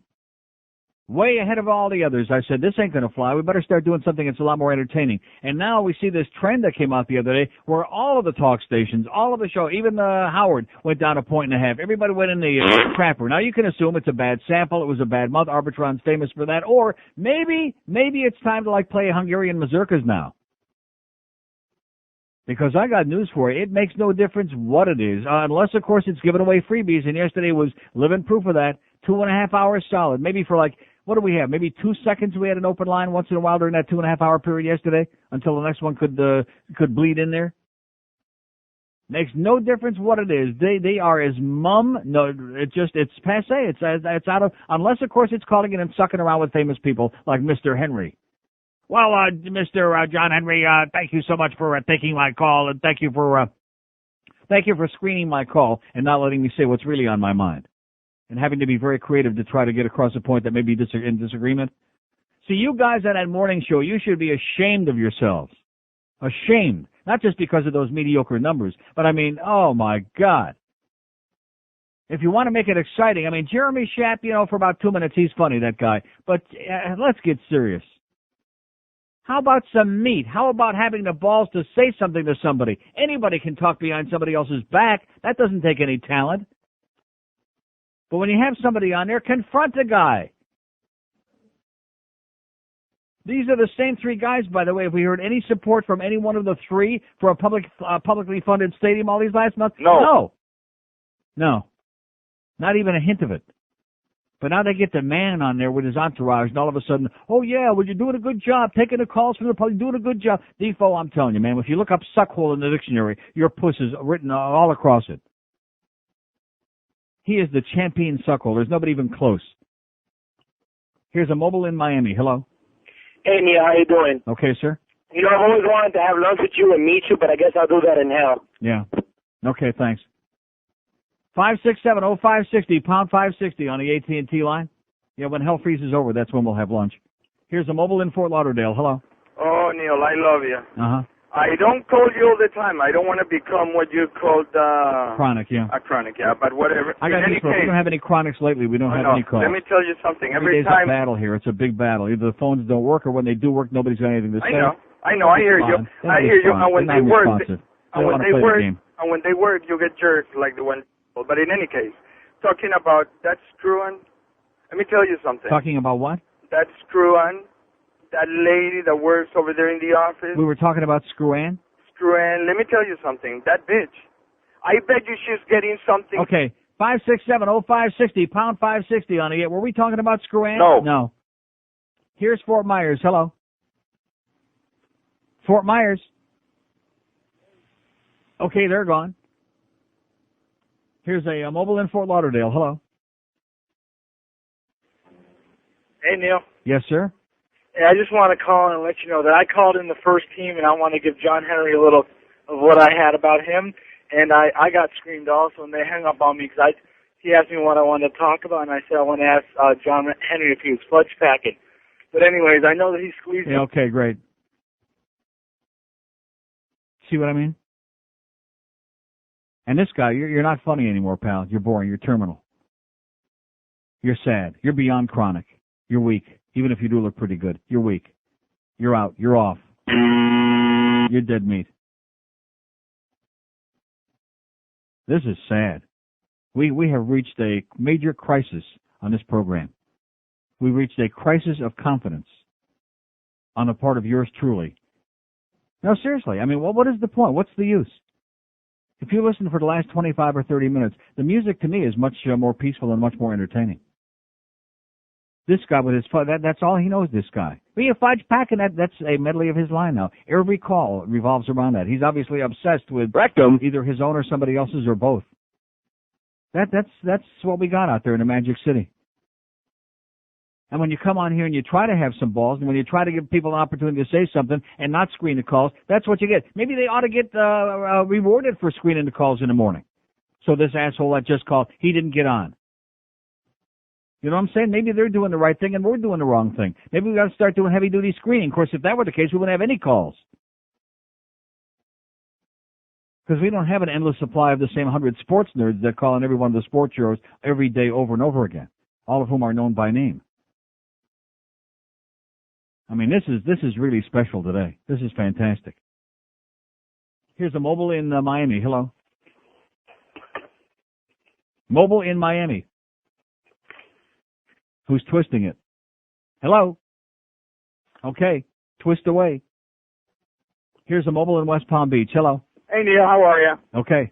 You wanted to know what we listen to in the morning. Yes. I hope you don't fall off your chair, but I got to be honest. I listen to Paul Castronoodle. Yeah. So I'm going to fall off my chair.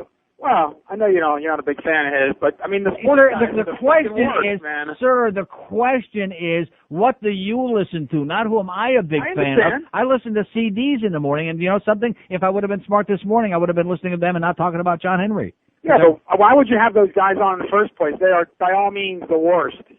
And let me ask you something else. Does Hank kiss your ass every day? Because I mean, you must bring him millions of listeners.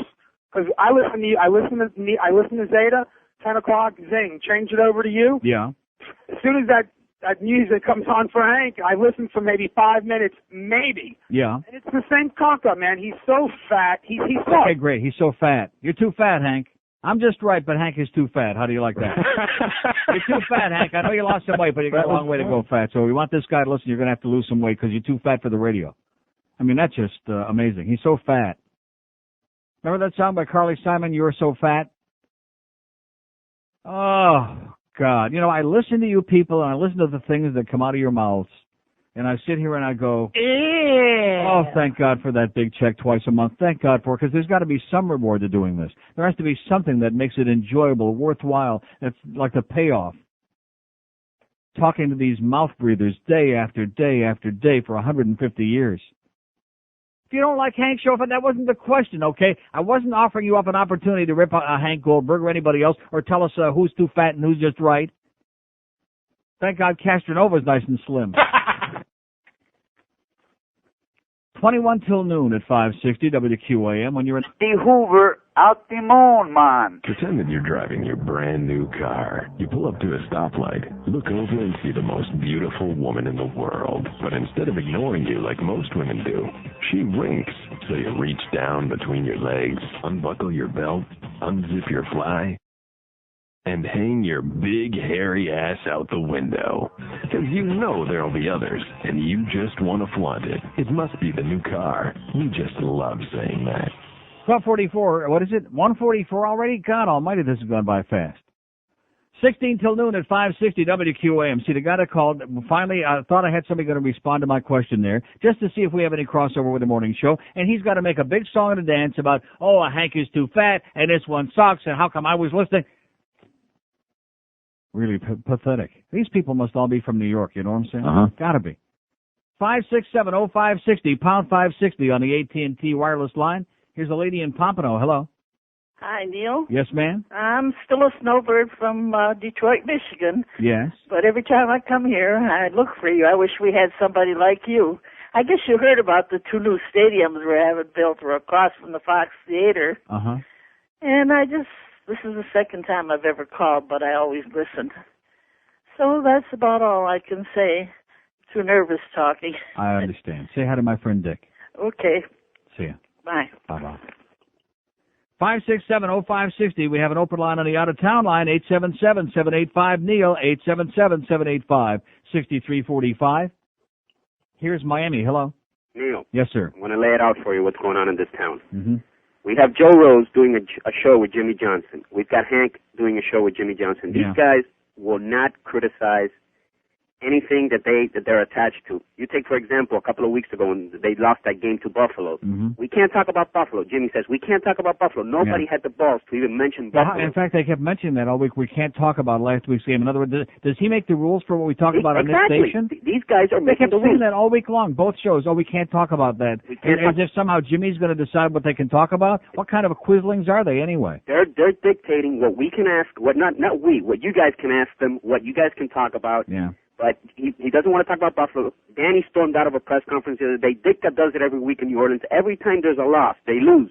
They storm out. They don't want to talk to the press, and they dictate to the press what they want to talk about. No, Marino was absolutely right to walk out. The questions they were asking him were ridiculous. And by the way, douchebag Rogers was the one that asked the most ridiculous question, and that's when Danny finally got fed up and walked out. And then they come on here yesterday morning. I didn't hear it, but I heard about it. I had spy reports talking about what a great sports guy douchebag Rogers is in Channel 7. He's a total zero. He's a jerk.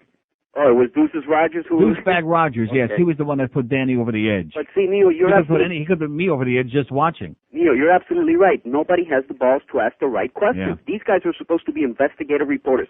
But you know something? Nobody in this town cares about that. That's the problem. Just like that Brian Murray show. I mean, the people in this audience, they didn't care. All they want to do is call up and suck around whoever they're talking to. They don't give a crap.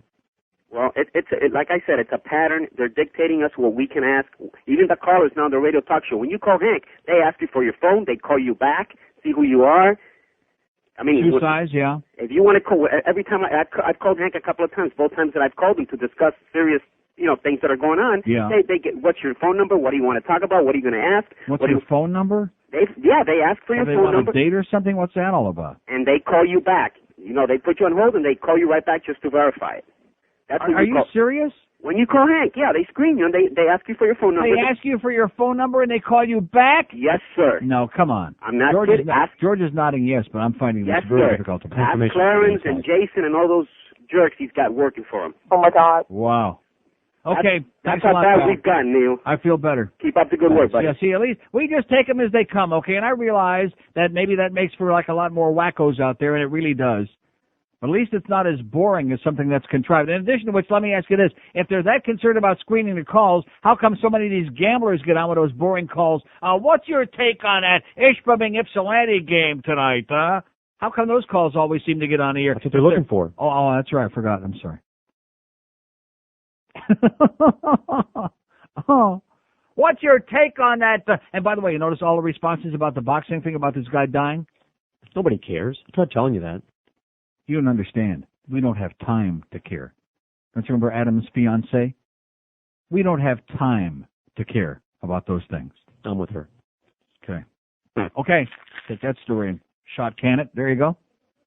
Well, I just wanted to see. Just checking. Maybe one of these days I'll find something that somebody does care about again. I doubt it. I think those days are gone. Here's a mobile in Fort Lauderdale. Hello. Hey, Neil. Yes, sir.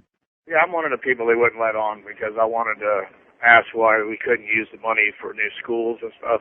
Boy, it That was seems too to me that there's an epidemic of people calling this show now who couldn't get on that show this morning because they were screening out the people that had tough questions. Yeah, exactly.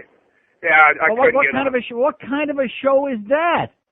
This is a contrived. scandal. This is a disgrace. It's a contrived show. Oh God. And one shameless request, Neil. Can Yes, you sir. do like 30 seconds of the laugh tracks for Steve Spurrier and the Gators and their loss to Bama on Have a Saturday? great day, sir. I don't care about the Gators. I don't care about Steve Spurrier, and I'm not going to get sucked into that crap. Leave that to Bifo, okay? And his restaurantes. 567-0560, pound 560 on the AT&T line. 877-785-6345 on our America's line. Is America concerned about these things? No. No. Here's a lady in Fort Lauderdale. Hello. Hello. Yes, ma'am. Hi, Neil. How are you? I called yesterday to suck around for tickets, and Yes. even though I didn't get them, I wanted to thank you for the opportunity. And I ended up getting tickets. They were in Great. 3 different sections, Uh-huh. but my daughter and her friend sat pretty close together. I was way up in 316, but the concert was great. Was it? It was absolutely wonderful. I'm sure I really should have gone, you know. Yes, except Something the got ear-piercing screams. I had to listen to the concert with my finger in my ear Mhm. because there was this little girl shrieking. See, I can't handle that. No. I go to hear the music. I They don't were want to hear all still these scre- little they were cackling still- girls. They were still screaming after the concert was over, walking out. Huh.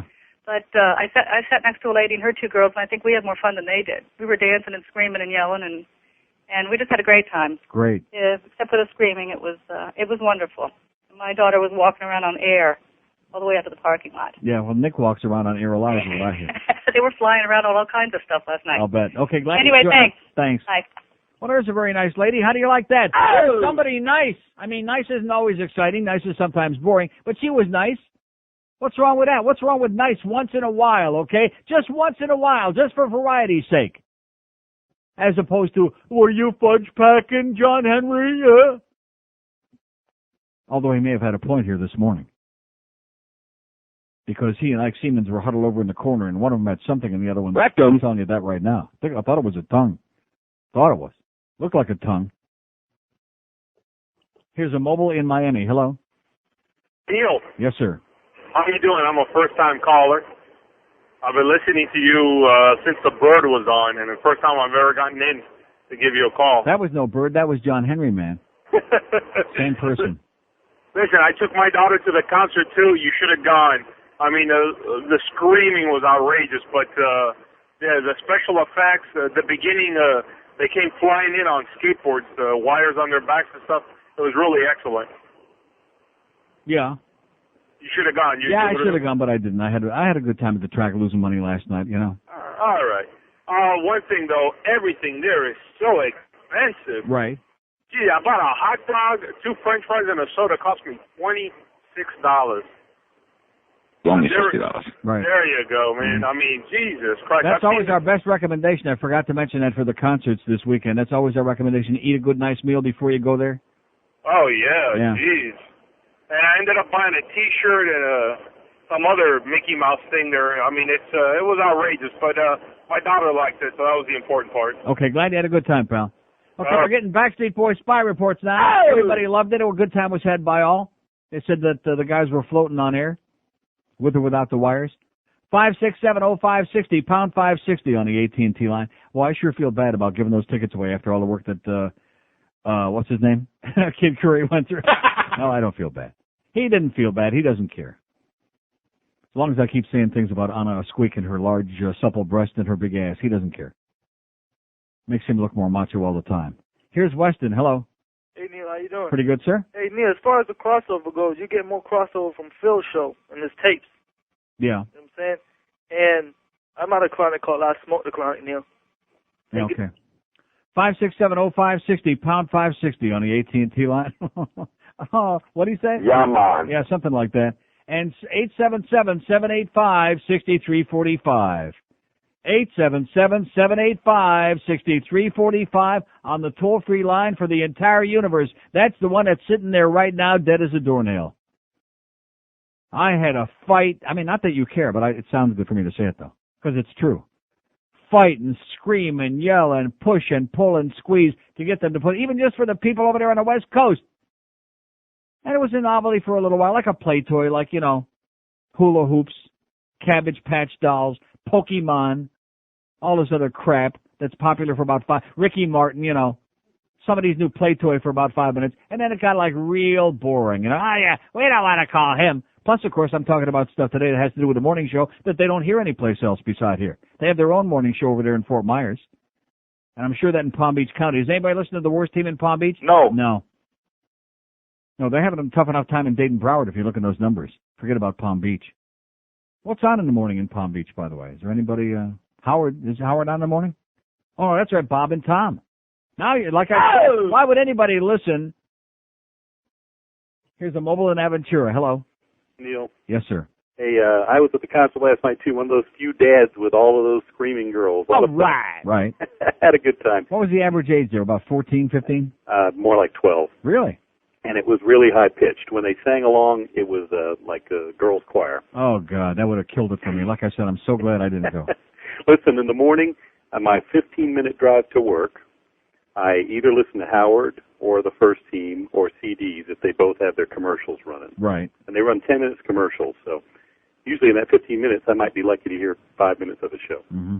That's about it. Okay. Take it Glad easy. you had a great time. Thanks. See, all the people that were at the concert there last night, now they're coming out of the woodwork. Yeah, the Backstreet Boys were great in spite of what George says. Which we don't really care about George and his taste in music because we know his taste is in his rectum. We don't care about that. Nobody's perfect. 567-0560, pound 560 on the AT. Oh, a mobile in Fort Myers. I'll be goddamn. Hello. How you doing? Pretty good, sir. I listen to Howard in the morning, and the Backstreet Boys are a bunch of fudge-packing fags. Okay, great. Fort Myers, okay. Get your finger out of your nose, or is it in... rectum? Uh-huh, same difference. What does he do? He sticks it in his rectum first and then his nose to make sure he gets the full aroma, the full bouquet. 567-0560, pound 560 on the AT&T wireless line. 1-877-785. See, I'm not going to even push that line over there. Why do we care what you listen to in the morning in Fort Myers anyway? Is the worst team on over there? No. So what are we talking about? Jack Ball? Mr. Macho? 4 minutes till noon at 560 WQA. Oh!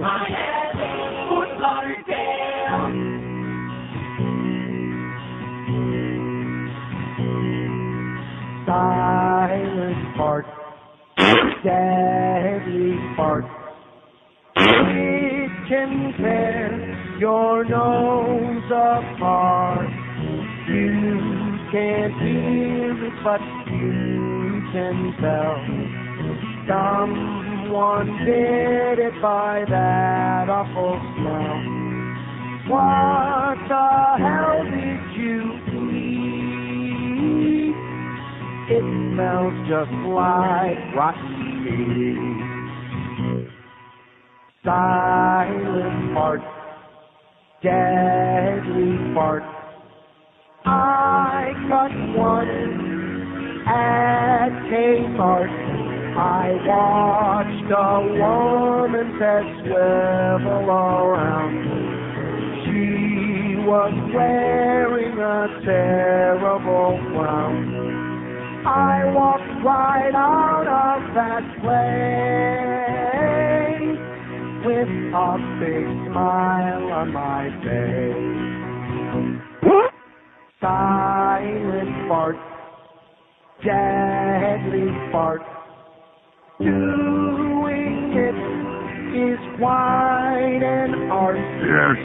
Let one go, but don't look back at the victims of your gas attack. If you're in church when you do, you'll have to stay in your pew.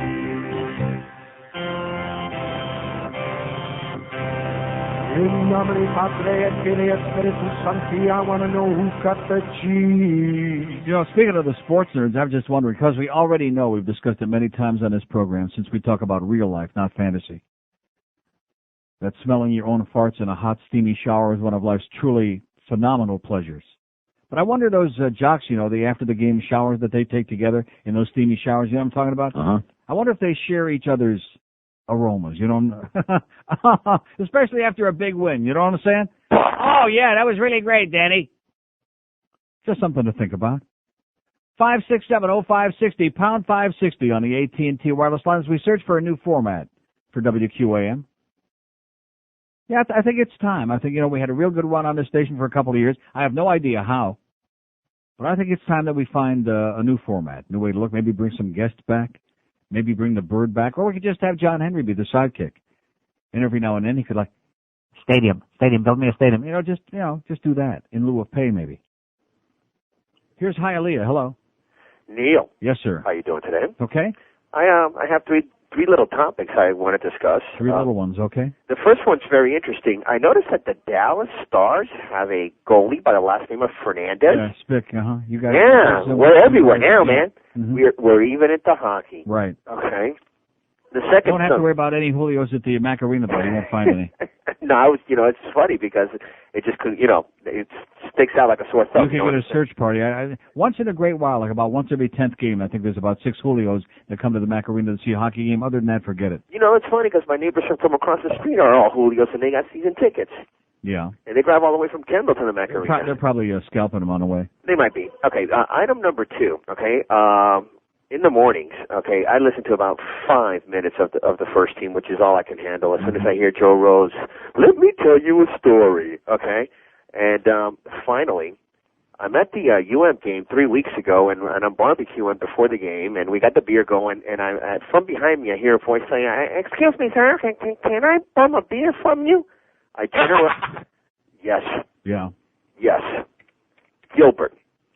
How do you like that? Bumming beer and bumming food from the tailgaters at the Orange Bowl at the University of Miami game. You thought that I was stupid?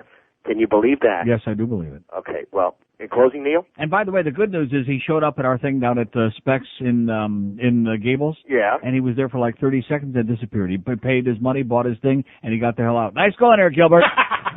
But it occurred to me that Gilbert should be the last person that should be consuming alcoholic beverages.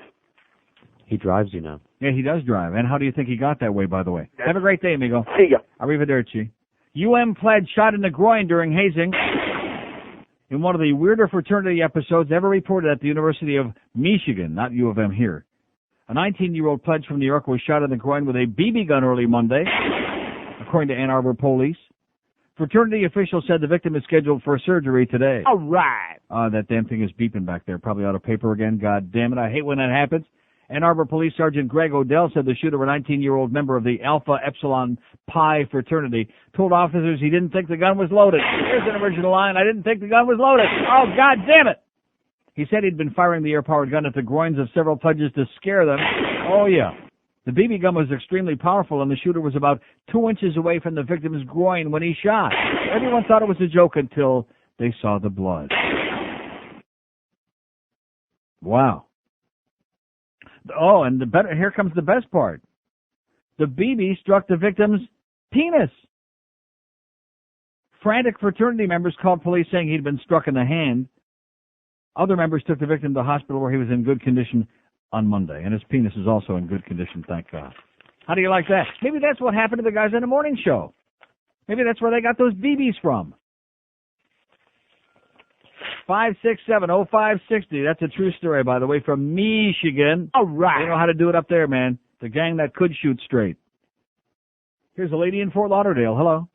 Hey, Neil. Yes, ma'am. Hey, how you doing? I went to the Backstreet Boys concert with my daughter, and All I think right. I think it was great. We had such a great time. Uh-huh. And I'm more and more convinced that I really should have been there. It just wasn't complete without me being there. I know. I had an extra ticket too. I should have gave it to you. But we ended up having a really good time. It was really nice to see all the little girls get so excited, and they have these crushes over these boys. Right. And, you know, it was so cute and it was so nice. Anybody who doesn't believe that girls are just as sexual as boys have never seen a reaction to girls at the concerts with all these different boy groups, man. And just to go ape shot. Yeah, my ears were ringing. Right. You know, but it was a good time. You should have really went there. You loved it. Glad you had a good time. Bye. Thanks. We're going to have everybody who was there last night's going to call in today, which might not be too exciting, but it's sure better than, have you been fudge packing? You know, I'm convinced now that guy's a moron. I realize I'm a little slow, and of course, if he would have been real ugly, I would have assumed that right in the beginning. But you know how I am, a sucker for a pretty face. Superficial. Yes, that's right. I don't need to know names and history and, like you, ethnic background. I don't care about that. If they look good, bring them on. I don't care about that. 5670560, pound 560 on the AT&T wireless line. Will you stop beeping back there, God damn it? I'll go fetch some paper here, please. Yeah, go get some paper and stick it in there, please, just to shut that thing up. And whatever happened to our friend, what's his name, the Atlanta Braves kid that was desperately looking for a job, that was going to bring us another fax machine to try out? Whatever happened with that? Huh?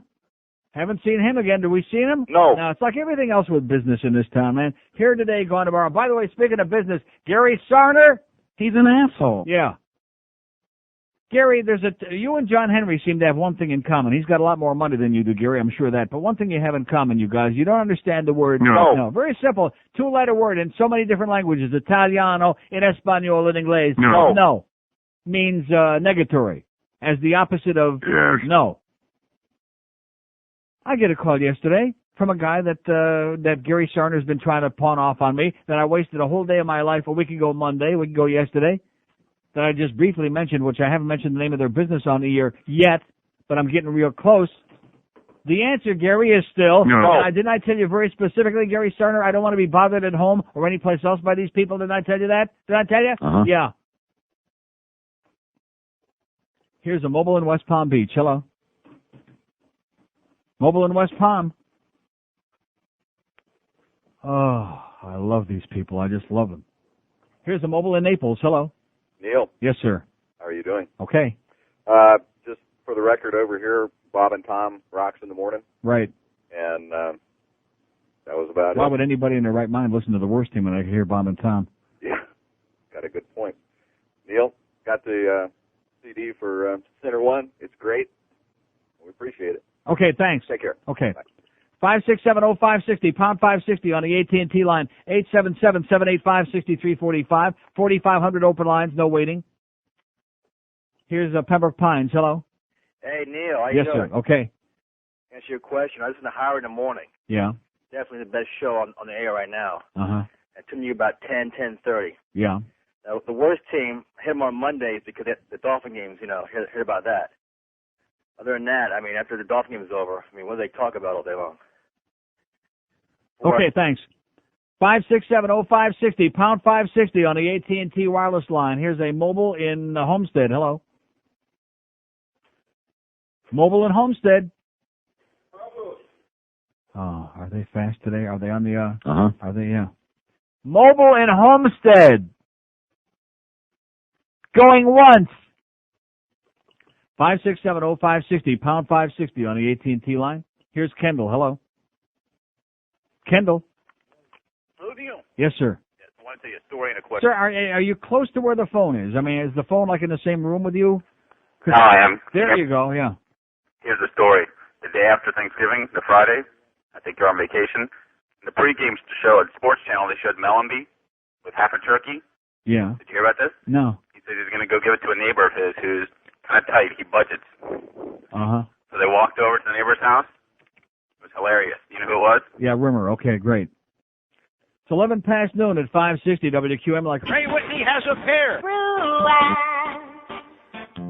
You think black Arlington was alright. A big black smell, especially a head shot between your thighs. Screw on. You don't think blackmailing a charity's wrong. $2 $10 forwards for anybody.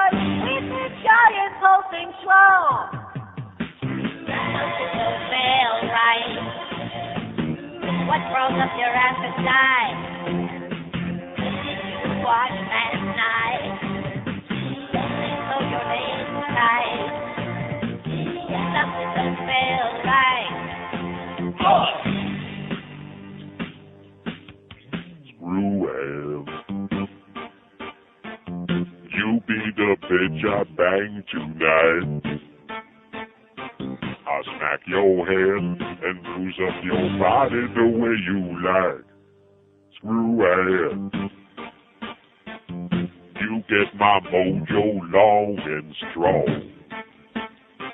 Give charity money to OJ and don't care if it's wrong.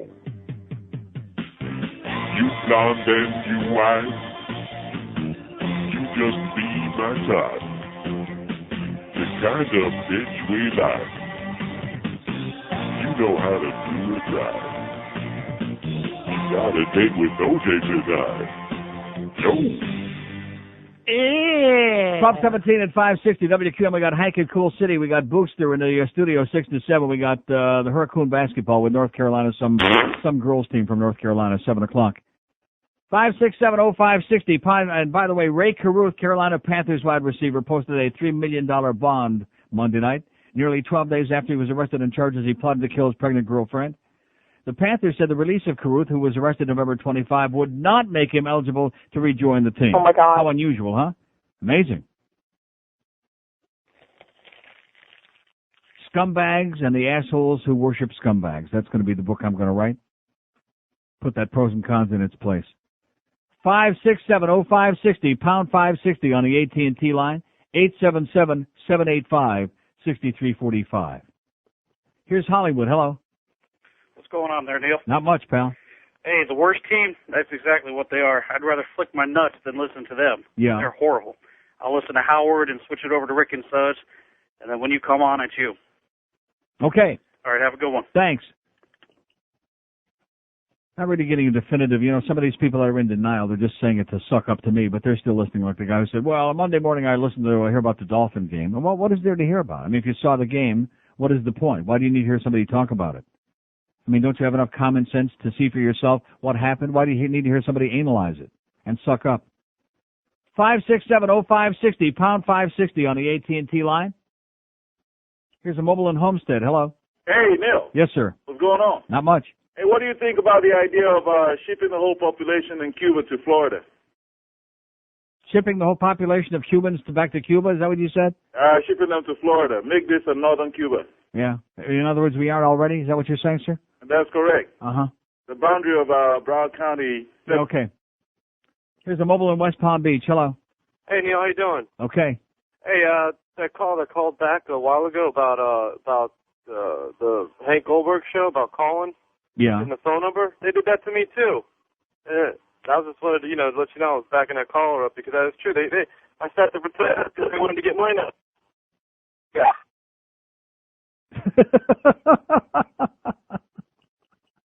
5670560, pound 560 on the AT&T line.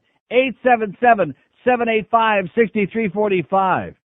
Oh, that classical music, man. I can't wait to hear that again today. I never thought we'd be cracking it out this soon. Yeah, I got it sitting right here off to my left, only inches away. Here's Davey. Hello. Neil. Yes, sir. Hi. Yesterday you mentioned that you were taking Provocol to lower your cholesterol. Yes. Did you change your diet also, or are you just relying on that? No, I did not change my diet. Oh, And my homo level, by the way, is down to 8. My homocysteine started at 16, and then it was 10 like 2 months ago, and now it's down to 8, which is great, by the way. how's the brothels in Amsterdam? How are the brothels? Yeah. They're there. Did you visit them? No. All right, Neil. Thanks. Okay. Here's a guy that's writing my life story, okay? Private call, did I change my diet, and how are the brothels in Amsterdam? Did I visit them? No. No. Like I said before, if you want to pay for it over there, you can, but anybody who's got to pay for it's really desperate. 567-0560, pound 560 on the AT&T wireless line. How very sad, that last guy. So typical of so many lifeless, bland, they sound like that straight line, you know what I'm talking about? That 60-cycle tone, like from the Sandy Payton show, where the expression never changes in the voice, kind of like a steady hum job. Yeah.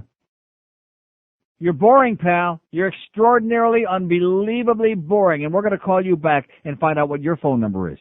And start posting it on Tea Room Wall so maybe you get a little bit of action and spice your life up a little bit, which obviously it desperately is in need of.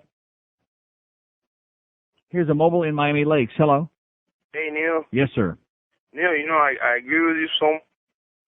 So, if you saw the football game, why do you need to listen to people talk about it the next day? Yeah, that's what I just said. I just got through saying that. I know, you saw the game. I mean, all these Then why are you people repeating what I just got through saying? I just got through saying that. Okay, I got another point. Yeah. You know the trade talks in Seattle? 5670560, pound 560 on the AT&T line. Our poll question today is, why do the Julios have no material in this town? That's our poll question. I mean, no material. None. None. Zero. I've been on the air here 500 years, and the Julios have got nothing to talk about. If it isn't Fidel and that same old crap, which we're not going to talk about, we're going to talk about it? No. No. If it isn't that, they got no material. I mean, what does your life consist of? All you Julios out there in this audience, what do you do? Where do you go? What do you eat? What do you think? Are you breathing the fresh air? What is life all about? Please let us know. Man. I always wanted to have a little Julio parrot on my shoulder that would just repeat back in my ear, Atacon. Yeah, right back in my ear. Same old. Can't you forget? Yeah, I forgot. What was it? Here's Pompano. Hello. Hey, Neil. Yes, sir. Yeah, I want to know if you, did you see that thing on the news last week about, Yeah, likely story. Well, we got all the assholes out here today, boy. They're really working feverishly. 5670560, pound 560 on the AT&T wireless line. Ain't gonna work, pal. Ain't gonna work. Here's a mobile in Medley. Hello.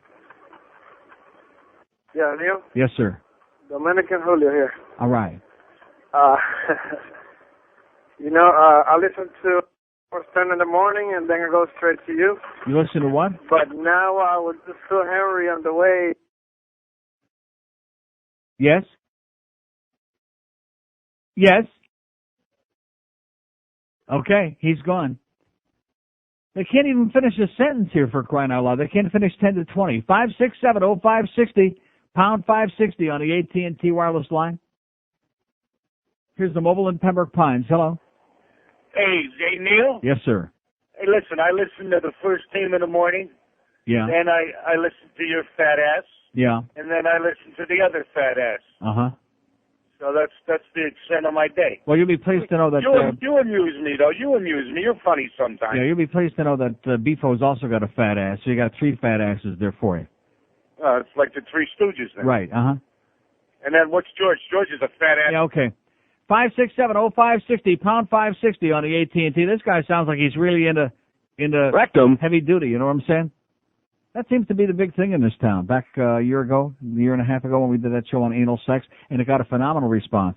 That's what they're into in this town. Is rectum. Yeah. Here's Coral Springs. Hello. Hey. Yes, sir. I hung on the line yesterday, and I want to be taken off. My sons want to be taken off the list of young teenagers that like the kids last night. You know. The kids. Well, you know what I mean. And anyway. What does that mean? Well, the Backstreet Boys. They just they liked a couple of their songs, but they're Well, I told them. I said, listen, I hung on the line yesterday with Neil, and I said I tried to get some tickets for you guys, and they said, well, did you win them? I said no. He said good. So. But he said they like their songs, but they're not. He said they wouldn't go down with all those screaming girls and stuff. They said a lot of young girls like them, just like George was. Yeah, saying. God forbid that they should go down with a bunch of girls. No, they'd probably rather go with a bunch of guys. 5670560, pound 560 on the AT&T line. 877-785-63 Maricon. 877-785-6345. These people are just incoherent. They're delirious. There's got to be something in the water. I think this is the way Fidel's getting back at us over that kid. Here's a lady in North Miami. Hello. Neil Rogers? Yes, ma'am? This is a first-time request, sir. First-time request? A first-time request. What does that mean?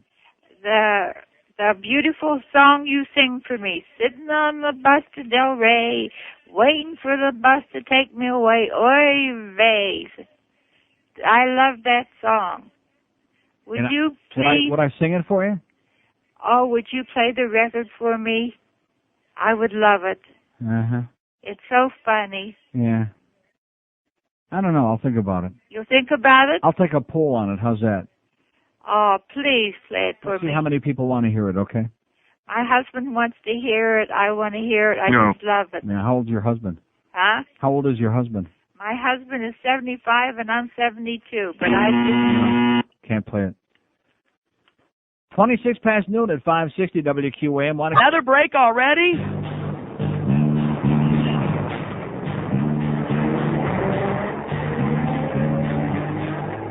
Oi! My wife took the car to the mall. She drives my Buick and she's 3 feet tall. I wouldn't ride with her, no way. I said I'd meet her there later today. So I'm just sitting on a bench in Del Rey, waiting for the lolly bus to take me away.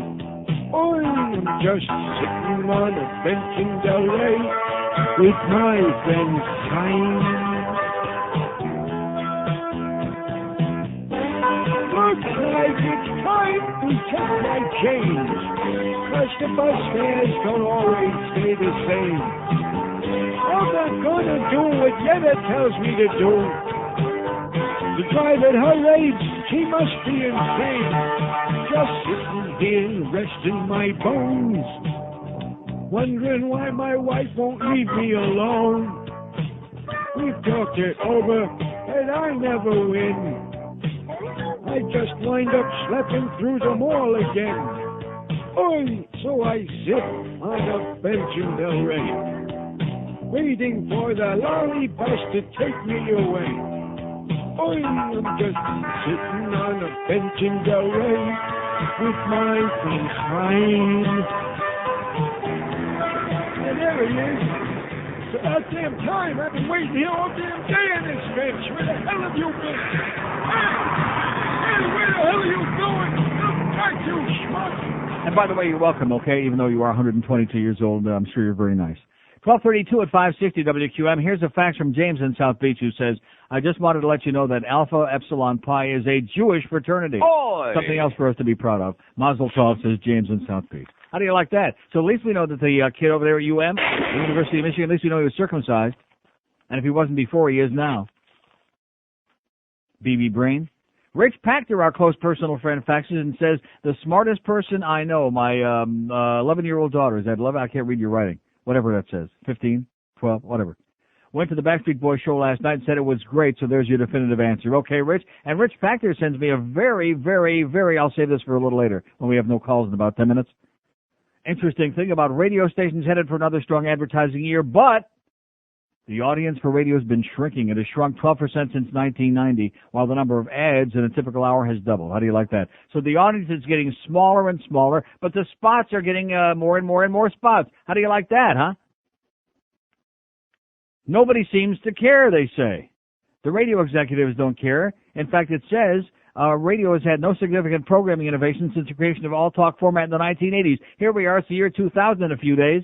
In like 24 days, 3.5 weeks, the year 2000, 20 years with no innovative anything in radio. Like I said, it's time for us to change on this show.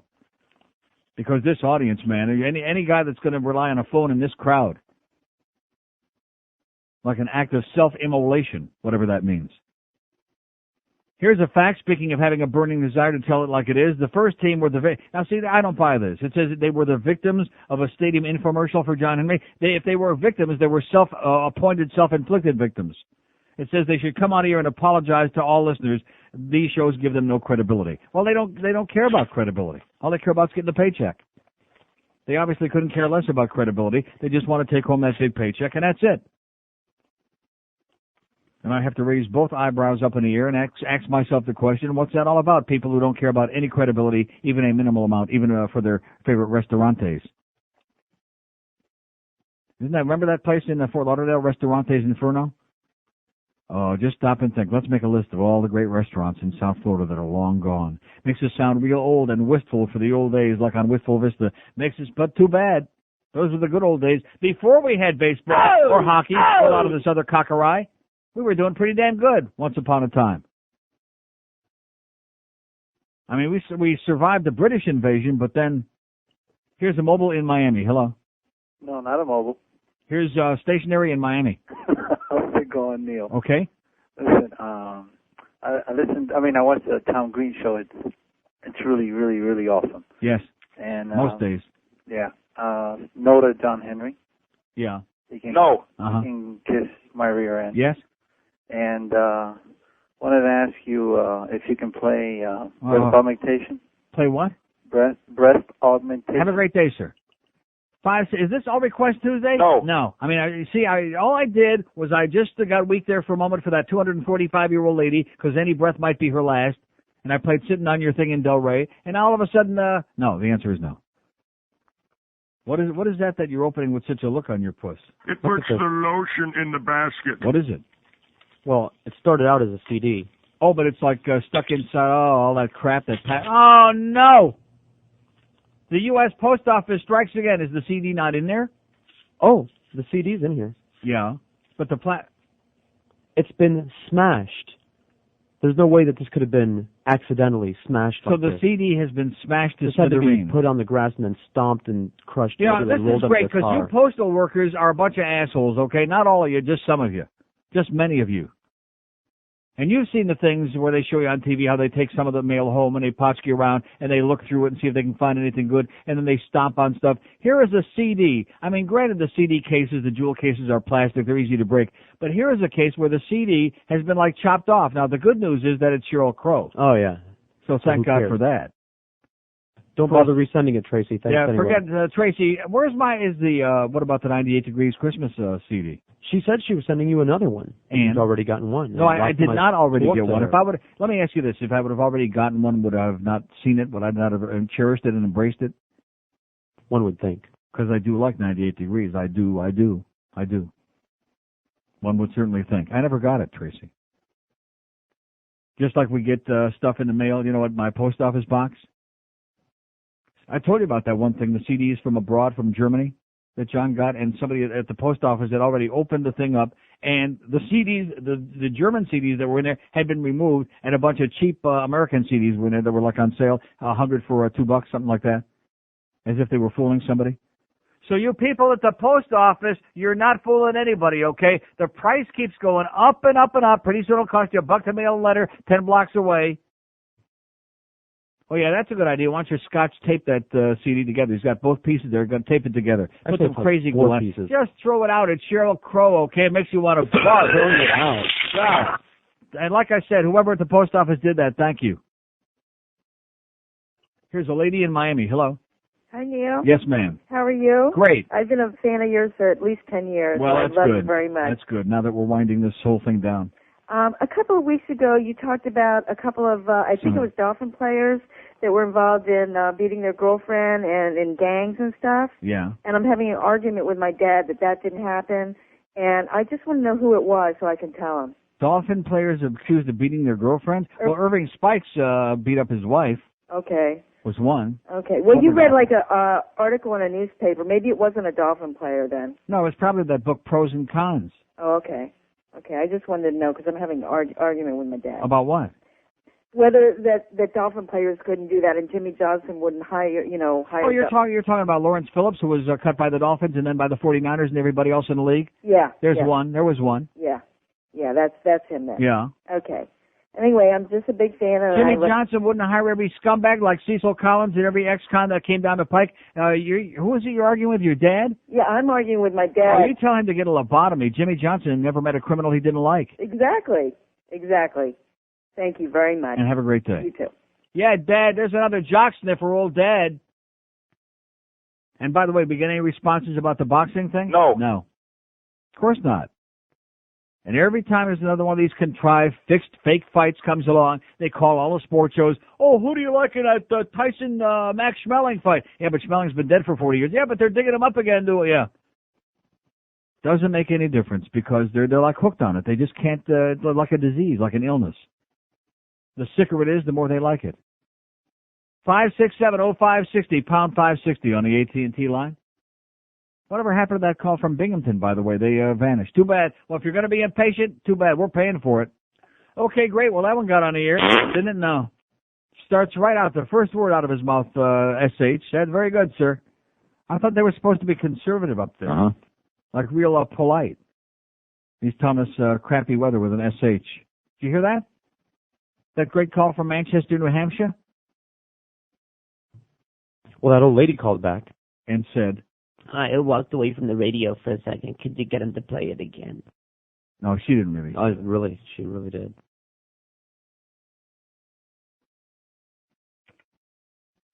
You have to be kidding. I am not kidding. Bitch. You have to be joking. No.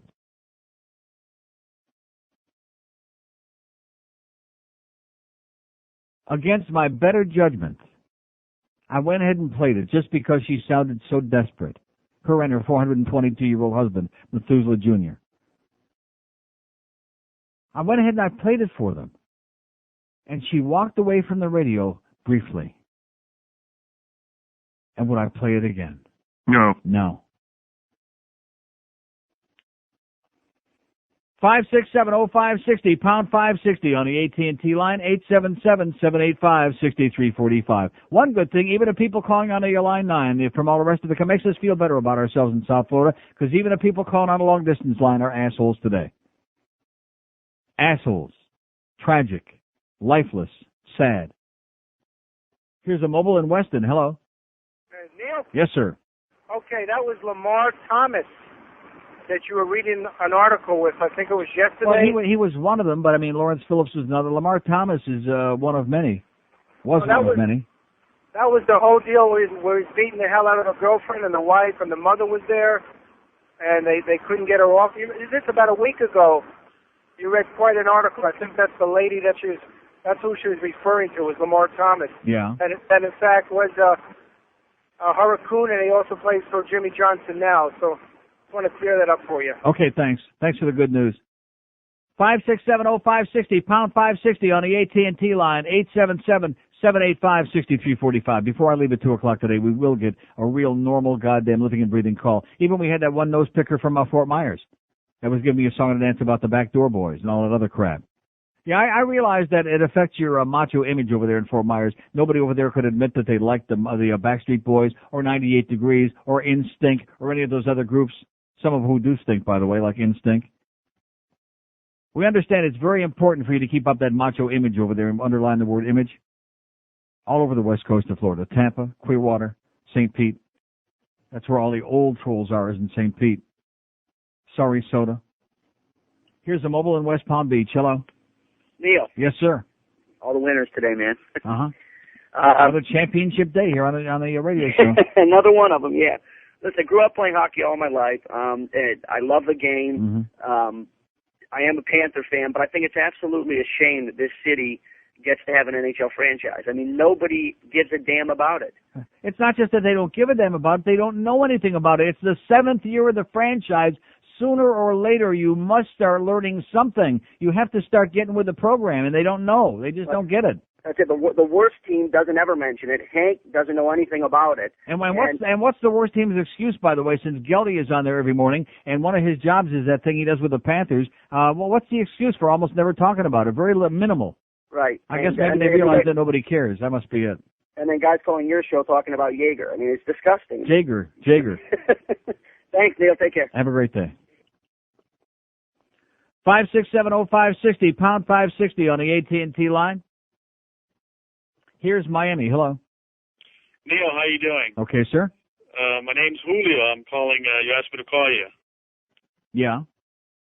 Just wanted to know if there's anything you needed to know about Julio's. I could represent the. 5670560, pound 560 on the AT&T line. Here's a mobile in Fort Myers. Hello. Hey, Neil. Yes, sir. You know, I used to live in Miami, and I moved to Fort Myers. Uh-huh. Oh, this place is dead, man. Yeah, compared to here, that's really saying something. Can I go back? No. Listen, can you play Smoke Two Joints in the morning No. for me? No. 5670560, pound 560 on the AT&T line. How the hell they let him in over there, boy? He must have sneaked in like late at night, like about 2:30 in the morning when it was like real finster outside. Everybody was sound asleep. Must have happened. Maybe he came down the chimney. Wow. Here's a mobile in Miami. Hello. Hello? Yes, sir. Hey, Neil. Yes. Do me a favor, big. But they played the song again for these old people up in those two. No. 567-0560, pound 560 on the AT&T wireless line. This audience, like I told you, has no material. Zero. The big... Oh! None. I predicted that. How many years ago? 100 years ago, I said they're running out of material. You could smell it. It was in the air. And now they've run dry. See, that's why certain shows, I don't want to mention no names, you know what I'm saying? Are you sure? That's why it's perfect for them. Shows that they can't call, shows that are on tape, shows that they can't talk to, so that they can be totally passive and just sit back and not even have to be involved. That's perfect. In fact, what we're going to start doing to combat that is we're going to start just playing Best of Neil tapes. I was all against the tapes, but I'm taking a whole new attitude now. I'll come in live and do the spots live. You know, on those days when there's a copy change. The rest of the time I'll stay home or go someplace, you know. No, seriously, I think that's a great idea. Because then, and you can play a little announcement, don't call because this is a recorded program. And then that's great for them. It doesn't make any difference what I'm talking about. It makes no difference what I'm talking about when I'm here live. It's immaterial. It's irrelevant. Because it's a totally passive crowd. Here's Fort Myers. Hello. Fort Myers. Yeah. Yes, sir. Yeah, you were talking about the Julios a little while ago. What's this thing about you want to know about what they eat, what they do? What's all this about? Were you listening to what I said? Well, yeah, I was listening, but do you really want to know? What did I say, sir? I said, how come it is that no matter what we're talking about, that the Julios in this town, of which we got about 75 million, have nothing to say about it? Well, my question is, what is it that you people are interested in? What is it that we're interested in? Yes. Well, we are also interested in sport and all that. When you're talking on the radio about Julio this, Julio that, and you don't even know. Well, that's why I asked the question. That's why I'm asking. Right. You want to know about what we eat? Is that the kind of question you're going to ask on the radio? Yeah, what do you eat? What do we eat? Yeah. What we eat? Man, listen, that's maybe the kind of stuff they feed you all day there on that radio, right? Yeah, I'm here getting a lot of it today. Yeah, I'm pretty sure you are. Non-stop.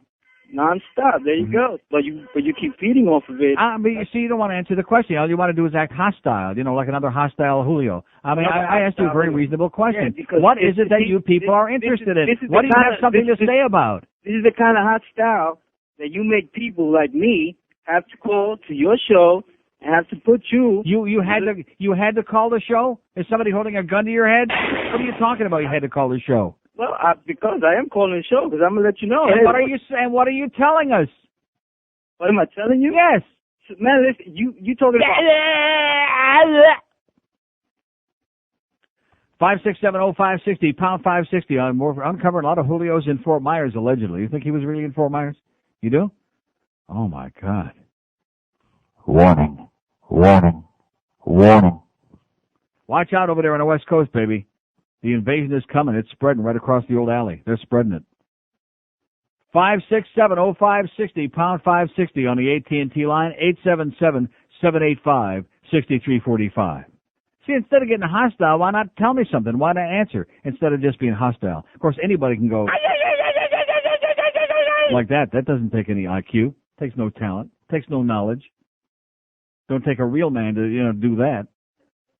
Here's Plantation. Hello. Hey, Neil. See, the problem is that the current sometimes takes the Julios to the West Coast every now and then. That's why you're hearing from them. Oh, you mean they're going to start washing up on shore over there, too? Yeah, with El Nino and stuff, the current's changed, and, they drift on that side sometimes. They get in the back way, so to speak. Wow. Yeah, listen, I just got a brand new computer. I'm not a computer geek or nothing like that, but I was on Phil, listening to Phil over the internet at night. Right. And then I bought one of his tapes, saw you at Specs, bought one of yours, and then went to your website right from his. And all the audio vault stuff that you got and all the cards, that's just a killer thing, man. Right. Everybody should visit that if they got a decent computer with right. NeilRogers.com.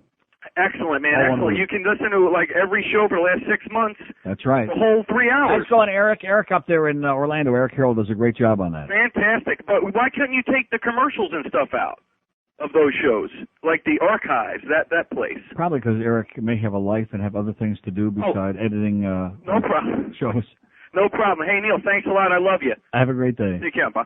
Yeah, and why don't we bring this guy lunch, too, while he's listening, for crying out loud, and have somebody put a bib and feed it to him. I mean, I appreciate all the nice things, sir, but we can only do so much for you. You know what I'm saying? No. You know what I'm saying, sir? No. Oh, okay. We'll send that Julio from Fort Myers over there to interpret for you. I think he just washed up. Here's Lighthouse Point. Hello. Hello, Neil. How are you? Okay, sir. First-time caller. Great. And I'm calling in to say that I was in law enforcement for 5 years, and I walked off the job yesterday. Really? Due to the fact I'm yes. into what they call property assessment, you know, when they raid a house. Property assessment, yeah. And you have like $100,000 drugs and toys and expensive things that drug dealers buy. All right. Yeah. I find myself in court every other day defending other officers for stuffing their boots. Right. You know? Stuffing their booty, yeah. So I just walked off the job, and this is something big that's going to be in the paper. It's going to be all over the news of how South Florida officers are just robbing people and then reporting that they only found very little. All right. Yeah, just a little bit, yeah. For property to drugs. Drugs to cash. especially, yeah. Yeah.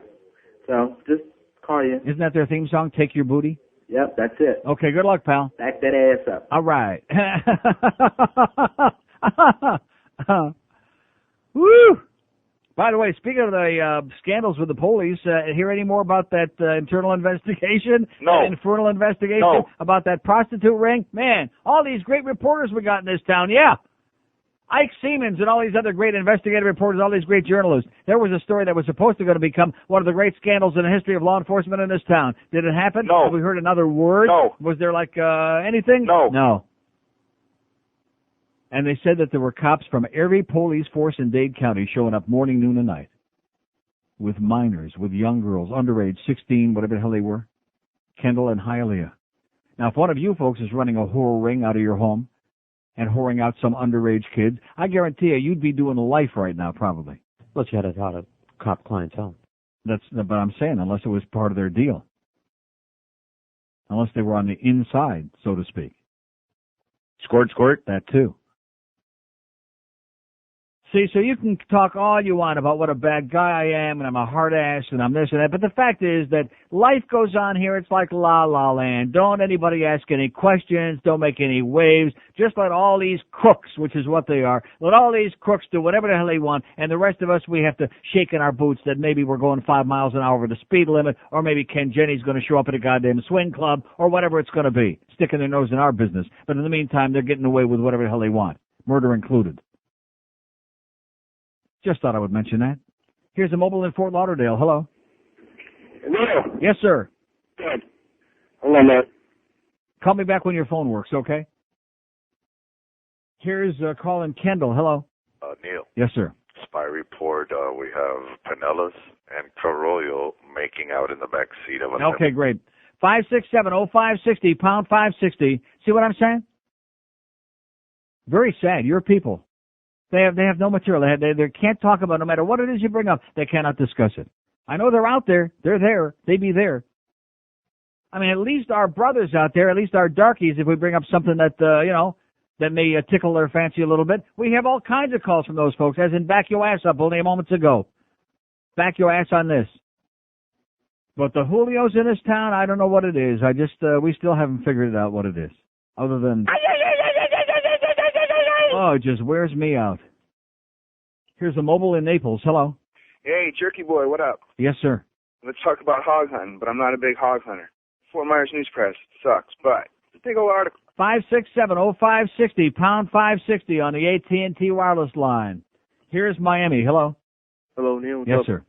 I listen to you, and I listen to Paul and Ron in the morning. Paul and Ron? Yeah. I just want to let you know that the true Julios, that guy just called us on the true Julio, yeah. The true Julios could tell you what they eat. Yeah. We eat a lot of chocha. Yeah. All right? Okay. Later. Sure. And dream a lot, too, huh? 567-0560, pound 560 on the AT&T line. He must know JP, huh? That was him, wasn't it? Here's a mobile in Miami. Hello. Neil. Yes, sir. Question for you. You you seem to be very sarcastic with your audience. What does that mean? Well, you I seem to be? I listen to you. For how long? For how many years? Well, you're not for years. For how many years? I can't wait for Hank to come on. Yeah. But I'll tell you this. What does that mean? You can't. In other words, you have no life between 10 and 2. Is that what you're saying, sir? You have no life. You're waiting. You're warming the tubes up in your radio for Hank to come on. You can't turn it off till 2 o'clock and go find something else useful to do. Arbitrarily have to. Yeah. Okay. That's what he wanted. That's what he got.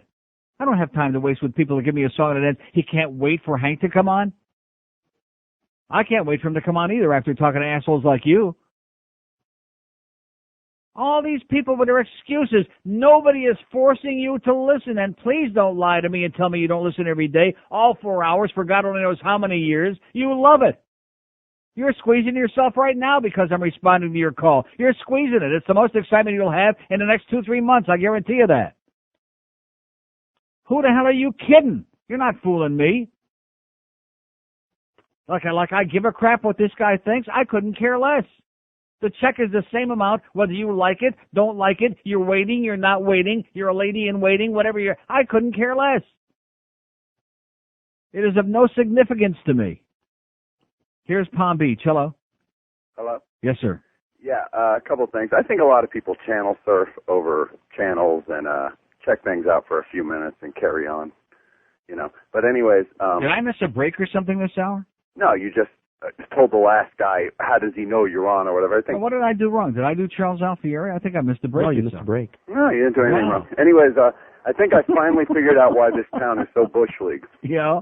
Because the losers like you are let to stay on the radio and whine for 4 hours and then for the last 20 losers years. like you keep listening to it. That's right. No, people around. You refuse to accept don't that say people. no. Don't say no. The fact is that if you weren't listening, you wouldn't be calling me right now. You're listening. You're telling me I'm a loser, which guess what? My paycheck shows me very clearly compared to whatever you're making. I'm not a loser. That's number one. And what is it? Your paycheck is squat, I promise you. My paycheck you're on is AM radio. You're on AM radio. Come on, guy. You suck.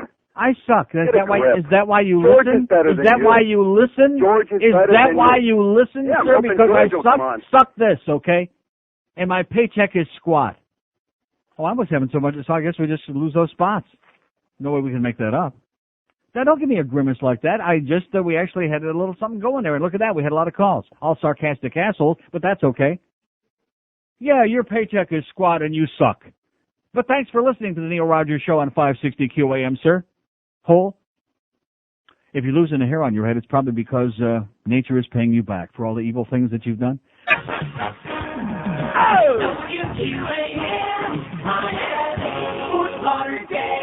the 1 to 2 hour. Premium beer. You've downed a Red Dog. You've chugged a Red Wolf. Now open your mouth and wrap your lips around a Red Cock. Red Cock's foamy head will leave you breathless. Red Cock goes down easy, and it's never hard on your throat. So reach into that box and wrap your fingers around a long neck Red Cock. You can shake it and spray it all over. Remember, you can't beat a Red Cock. Just look for the label with the big red pecker on the front. Minute after one. Never did that in my life before. In 400 years of radio, I actually missed a break. We'll get it in, though. Don't worry about that. Because these people would be like in their pants if we missed a break. We'll get it in. We'll just we'll do that cash box thing. We'll just talk real fast. This last guy, by the way, how many years in a row? 80 in a row. I can just envision now this boiler room that John Henry has set up with all these guys. The guys that were in the suits here this morning. They're sitting around with their phones calling the show. Keep those calls coming, by the way. Those are some of my favorite calls. Some of my favorite assholes. And by the way, you notice Lard-ass Limbaugh, he ain't making any money either because he's on AM radio. Yeah, your paycheck is negligible. You're on AM radio, man. With your 10 and 11 shares for the last 20 years. You're on AM radio. Okay, pal. Good luck to you. I hope John Henry's paying you a lot of money. 567-0560, pound 560 on the AT&T wireless line. I mean, like I've told you so many times before, stop and think about it. Just stop and think about some asshole out there that is taking the time to call who's been listening for God only knows how many years. God only knows how many hours every day of his life. With all the other options that might be, even in a boring place like this, there must be something going on. Who's voluntarily listening but calls to take the time from his very rich, full life to tell me how I suck and I'm this and I'm that and yada yada, whatever else he was saying. A schlep. Here's a mobile in Oakland Park. Hello. Hey, Neil. Yes, sir. How you doing? Okay. I was wondering if you're going to make any changes, the year's coming up, end of the year, to your show. Like what? I don't know, change the format. Of what? Of your show, maybe have topics now or... Yeah, we're going to be doing topics starting tomorrow. Really? Okay. Mm-hmm. Well, I mean, give me a break. Give you a break with what? I mean, every day is, I don't mean to knock your show, but it's the same old thing. Go right ahead, pal. This is the new, all of a sudden we just switched into this gear, and now that we have had 3 or 4 of these guys in a row, and you were already on hold, but now you've decided it's time to rip Neil an ass. Go ahead, doesn't bother me. No, I mean, I like your show and all, but I mean... But what? But now you sure, discover, now that we had these 3 people in a row on the air knocking my ass, all of a sudden you discovered that you don't like the show? I like the show, Neil. You do like the show. Then what don't you like about the show? Like this call, maybe? No. What don't you like? No, I said I like the show, Then what's but the I would problem? like you to change it a little bit, make So it a what? little bit better. By doing what? I don't know. You're the man. How about by moving on to the next call? Sounds good to me. It can only improve. Here's Cape Coral. Hello. Yeah, hey Neil, how you doing? Can't hear you. Bad phone. Hello? Call me back. Call me on a real phone. 5-6. Have they discovered those in Cape Coral yet? No. No. 567-0560, pound 560 on the AT&T line. Yeah, I must have said something today that ruffled somebody's feathers somewhere along the line, because all of a sudden it's like, oh, gee, let's attack Neil now. Let's attack him. Go right ahead. Didn't bother me. Couldn't give a crap less. I find it most amusing, as a matter of fact. I love it. And by the way, now you notice George has surpassed. George is better. Used to be. George, are you crazy? He doesn't belong on the air for 5 minutes. Are you listening to what's going on when you're not there? Are you a moron? Are you an idiot? He mumbles. And now all of a sudden, I got to now let's hear it for George. Day after his birthday, in just a few short months, he's passed me like I was standing still. Nice going, Georgie. Yeah. As Peter Leonard would say, hey, Georgie, have a great day, Georgie. Have a wonderful day, Georgie. Yeah. Oh, listen, I'm old news, man. You know these people. I'm like the Dan Marino of radio. I used to be good. Now I'm a piece of crap. Get out, old codger. Okay? Hey, listen, I have no problem with that. I will continue taking the checks. If you want George to do the show every day, fine. I'll just sit over here in a corner, and I'll make a little sound like, yeah, like that. What's wrong? I have no problem with that. We'll take a vote. If the audience wants George every day, no problem. I don't have any ego. Listen to these last several calls. Let's rip Neil an ass. That's their idea of entertainment. I have no problem with that. So you can't have an ego when you work here. Here's a lady in Margate who wants to rip me an ass. Hello. Neil, Yes, ma'am. I just want to apologize for those ungrateful people. They are ungrateful. They don't appreciate I you. love them. They give me sexual excitement, those people. They do. I'm telling you, if you give them a chance to think about something, they don't want that opportunity. They don't want to think about things. It's just like this last guy. I mean, I used to be really good up until these last 3 or 4 calls. Now the guy decided that the show needs improvement, you know. Yeah. Well, where's his radio show? I have no idea. I don't know what time it's He's on. expert, you know. Yeah. They don't have shows like you do. Mhm. And why can't Nobody has a show like I do, luckily for them. Why can't people have a sense of humor? No, and Just a little bit. see, the substitution for having something to talk about or being able to respond to the 50,000 things I bring up every day, the substitution for that is to attack me, see, because they have no material. Well, that's not fair. No, I don't care. You give them an opportunity. Where else can they have an opportunity to speak out about something? Out on the street corner somewhere on a soapbox. They're not going to find it, and that's why I love your program. Okay. Okay, I don't always agree with you, but I love listening to you, and most of the times I do. But Okay. I'm not going to, despise you because I don't agree with you about one thing in particular. Have a great day, sweetheart. Thank you. Love you.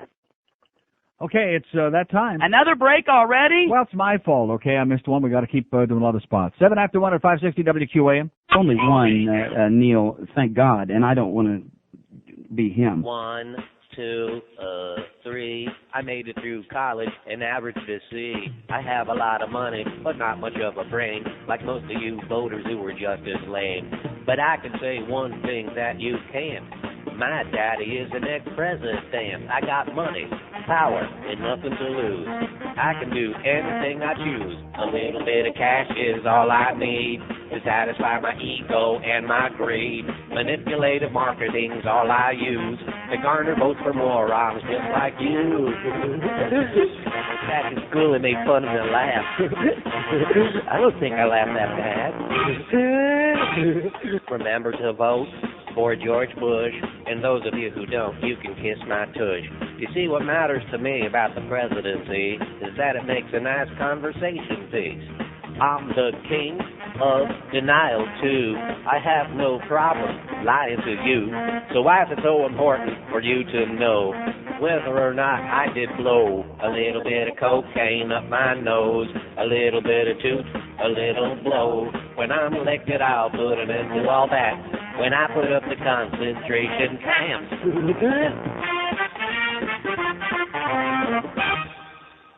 113 at 560 WQAM. I can't wait for Hank to come on, I'll tell you that. We better talk real fast because we got a lot of spots to get in here thanks to my blunder. Here's Kendall. Hello. Neil, how you doing? Pretty good, sir. Yes, sir. In reference to the stadium thing for Mr. Henry, my daughter is a school teacher. She's a fourth grade school teacher. Yes, sir. She works out of a portable, okay? Nice. And the kids, when they have to do their thing, have to call for a teacher's aide to take them to the restroom, okay? Uh-huh. And if the teacher's aide is involved with some other portable with, taking the kid to do the thing, the kid's doing it in his pants and call his mother to bring him new clothes. So why are we, what the hell's this guy went to a stadium for? We need one. I must be crazy. I must be nuts. Yeah. This is ridiculous, man. It's really tearing me apart. He must be desperate because it's obvious that there are a whole bunch of his henchmen on the phone here today. This must be their homework assignment for today. Started spontaneously, like all of a sudden about 20 minutes ago, and there's like one after another here on the line just waiting. In closing, Henry, go to hell. Okay, thank you, sir. God bless you. How do you like that? This guy says, No. How do you like that, John Henry? With or without Neil Rogers, the answer is still the same. No. No. No. No way, Jose. 5670560, pound 560 on the AT&T line. Here's Sunrise. Hello. Hello? Yes, sir. Hey, Neil. Yes, I am. Hey, what's up, man? How you doing? Hey, just want to let you know, man, you don't have to change a thing. Your program is really great. Now, up until today, all of a sudden today, I lost it. It was okay until the last couple of days. Now I've lost it. Right? No, man, you're really funny. You have a sense of humor. I guess Yeah. some of them need to get one, too. And what's up with all them Cubans, man? As soon as you mention the word Julio, it seems like they want to come down to the station and kill you or something. No, they don't want to come down. They just get very defensive and psychotic, and they refuse to respond to the question. I asked a very reasonable question. What are the things that they care about? What does their life consist of? What can they talk about? And instead, all I get is that, I see that, man. Let me tell you a story about that. There's more important things in life. Even Mr. Acker-Bilk said there's more important things than strangers on the shore. Yeah. About 10 years ago, I was in the military, and during basic training, as soon as we came out them cattle trucks, I bet them veterans know what I mean. I saw how hard they were. They wanted to break you down. I decided just to shut up and do what I was told. Uh-huh. For some reason, because I was quiet, these guys just pulled me out of the whole platoon and called me Julio. Mm-hmm. I don't know what that meant. I had no idea what it meant at that time. I was only like 17, and they just kept calling me Julio or Island Boy. I didn't say a word, man. At the end of it, they come up to me, they said, "Can you really speak English, Julio?" I said, "Yeah, man, I can speak English." Yeah. Now, I'm not Spanish. I'm not black. I'm like East Indian. I'm mixed. Some people think I'm Filipino. Some people think I'm different things. Yeah. But I didn't take it to heart. And at the end, I realized that the guys were just, trying to do their job, make you better mentally. But if there was a Cuban there, yeah. If there was a Cuban there, man, I can imagine what he'd have done to that drill sergeant. No. Okay, I have a line for that, but it's a family show. 5670560, pound 560 on the AT&T wireless line. Here's a mobile in Fort Lauderdale. Hello. Mobile in Fort Lauderdale. No time to diddle around, okay? We got a lot of spots to get in. If you're not quick today, these people are so slow. You're so slow on the uptake. I'm the one that's old and feeble, but these people are so slow. Ponderous. Here's a mobile in Miami. Hello. Hello. Yes, sir. Hey, Neil, how you doing? Great. Hey, Neil, listen, I'm I listening. I was listening to the guy that I spoke before, and now I understand what Julio means. I'm Cuban, and, I was trying to understand what kind of, but I don't know if the Julio is going to be in the bad way or in the good way. It's in the bad, the bad way and the good way?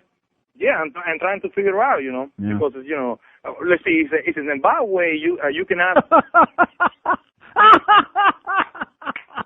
That was great. Oh, that was sensational. He said we eat a lot, us Julios, and we F a lot is what he said. What's wrong with that? Oh, that was beautiful. 117 at 560 WQM. This is Sonny Fox. I listen to Neil Rogers because I can hear the word asshole. Hello, citizens. This is Batman. Even though I'm a fictional character, the Y2K problem is real.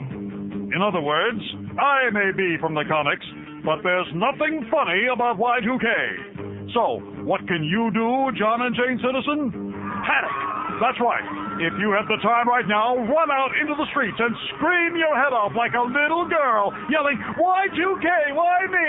Oh, I'm so scared. You know Big Batman's coming to your rescue, do you? Ha!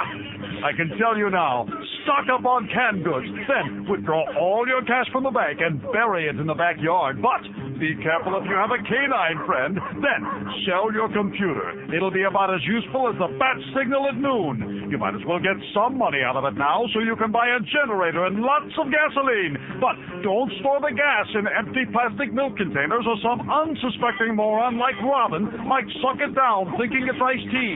Then you gotta get his stomach pumped by rushing to the emergency room, and you don't want to do it in costume because people tend to laugh at Batman when he's not on the silver screen fighting crime. And they always tease Robin because his outfit is so gay.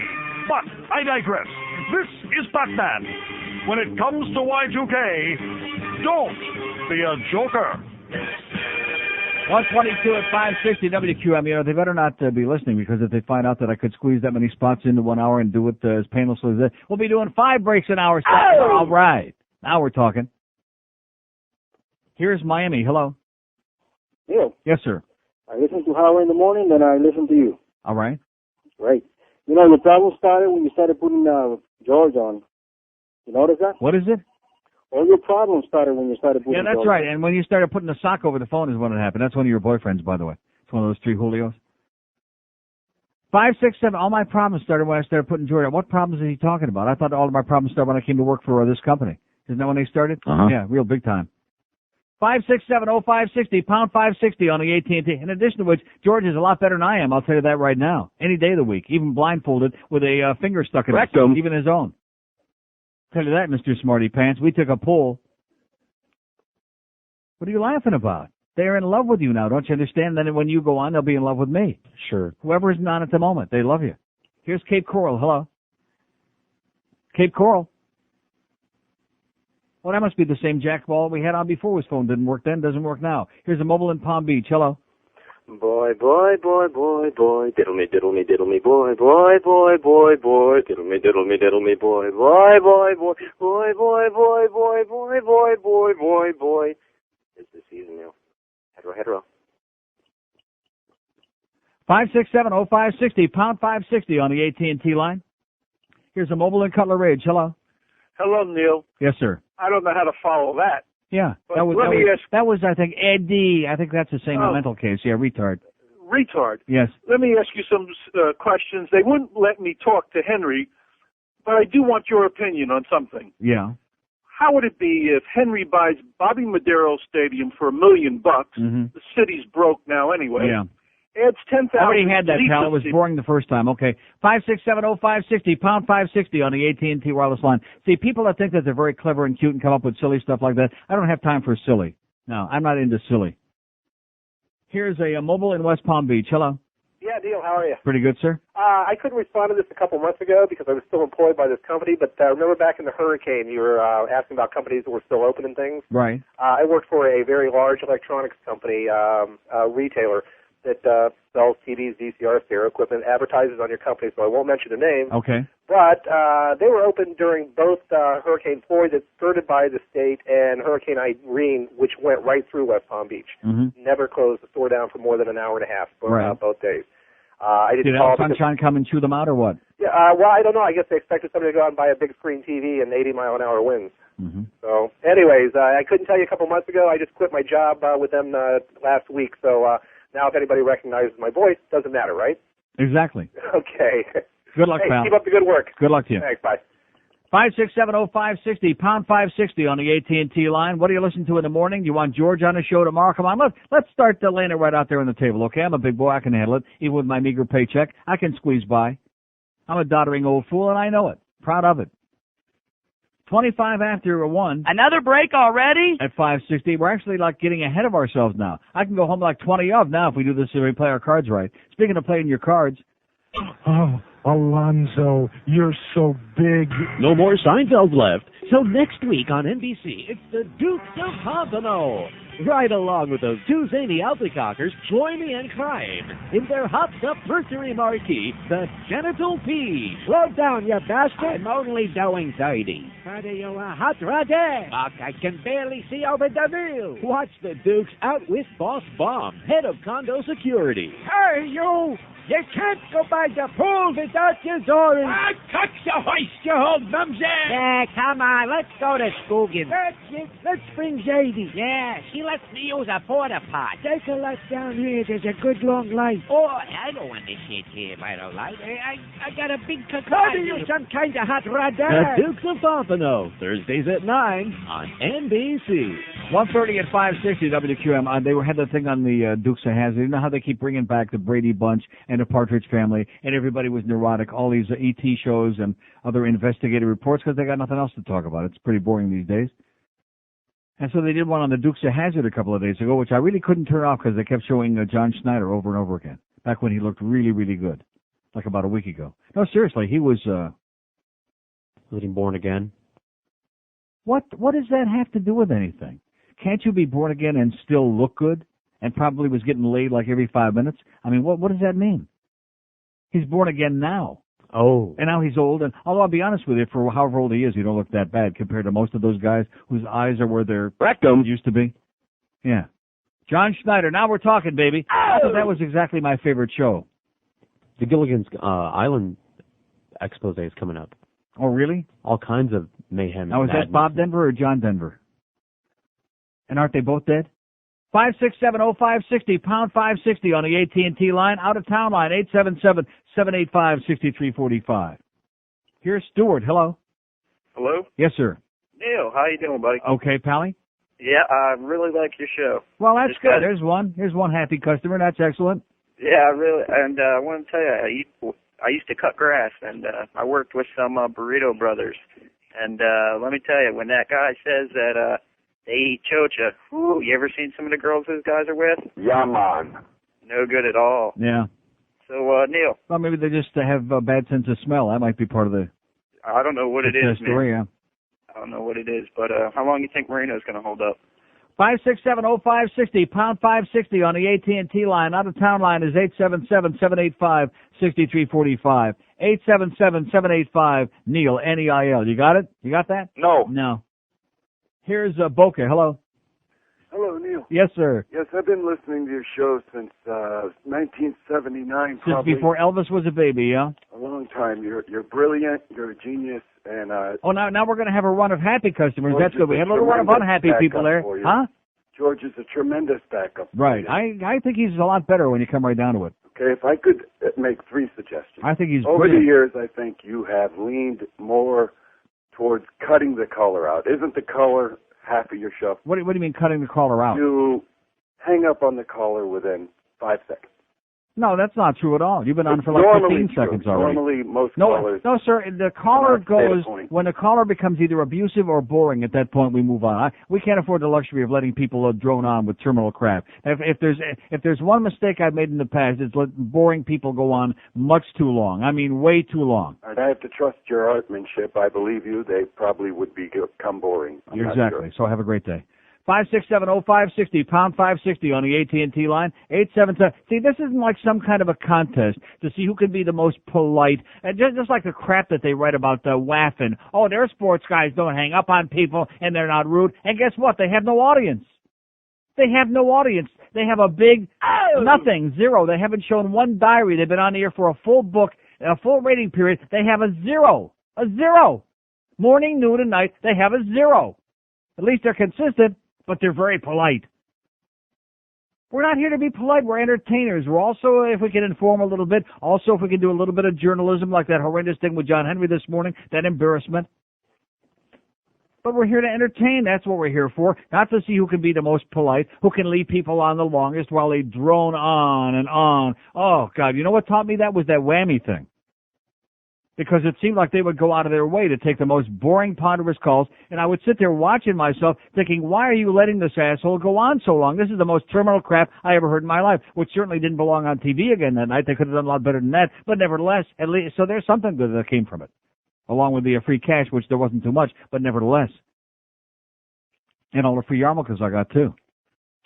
567-0560. It's Critique the Neil Rogers Show day, evidently, today, because they got nothing to say about the 8 million things I talked about the boxer that got killed, about the goddamn John Henry debacle this morning on the worst team, about all of these different things we talked about today. Nothing. But boy, oh boy, they sure got it. They got an opinion. That's great. Critique away, baby. You keep this up, you might actually hear George on the air one day this week.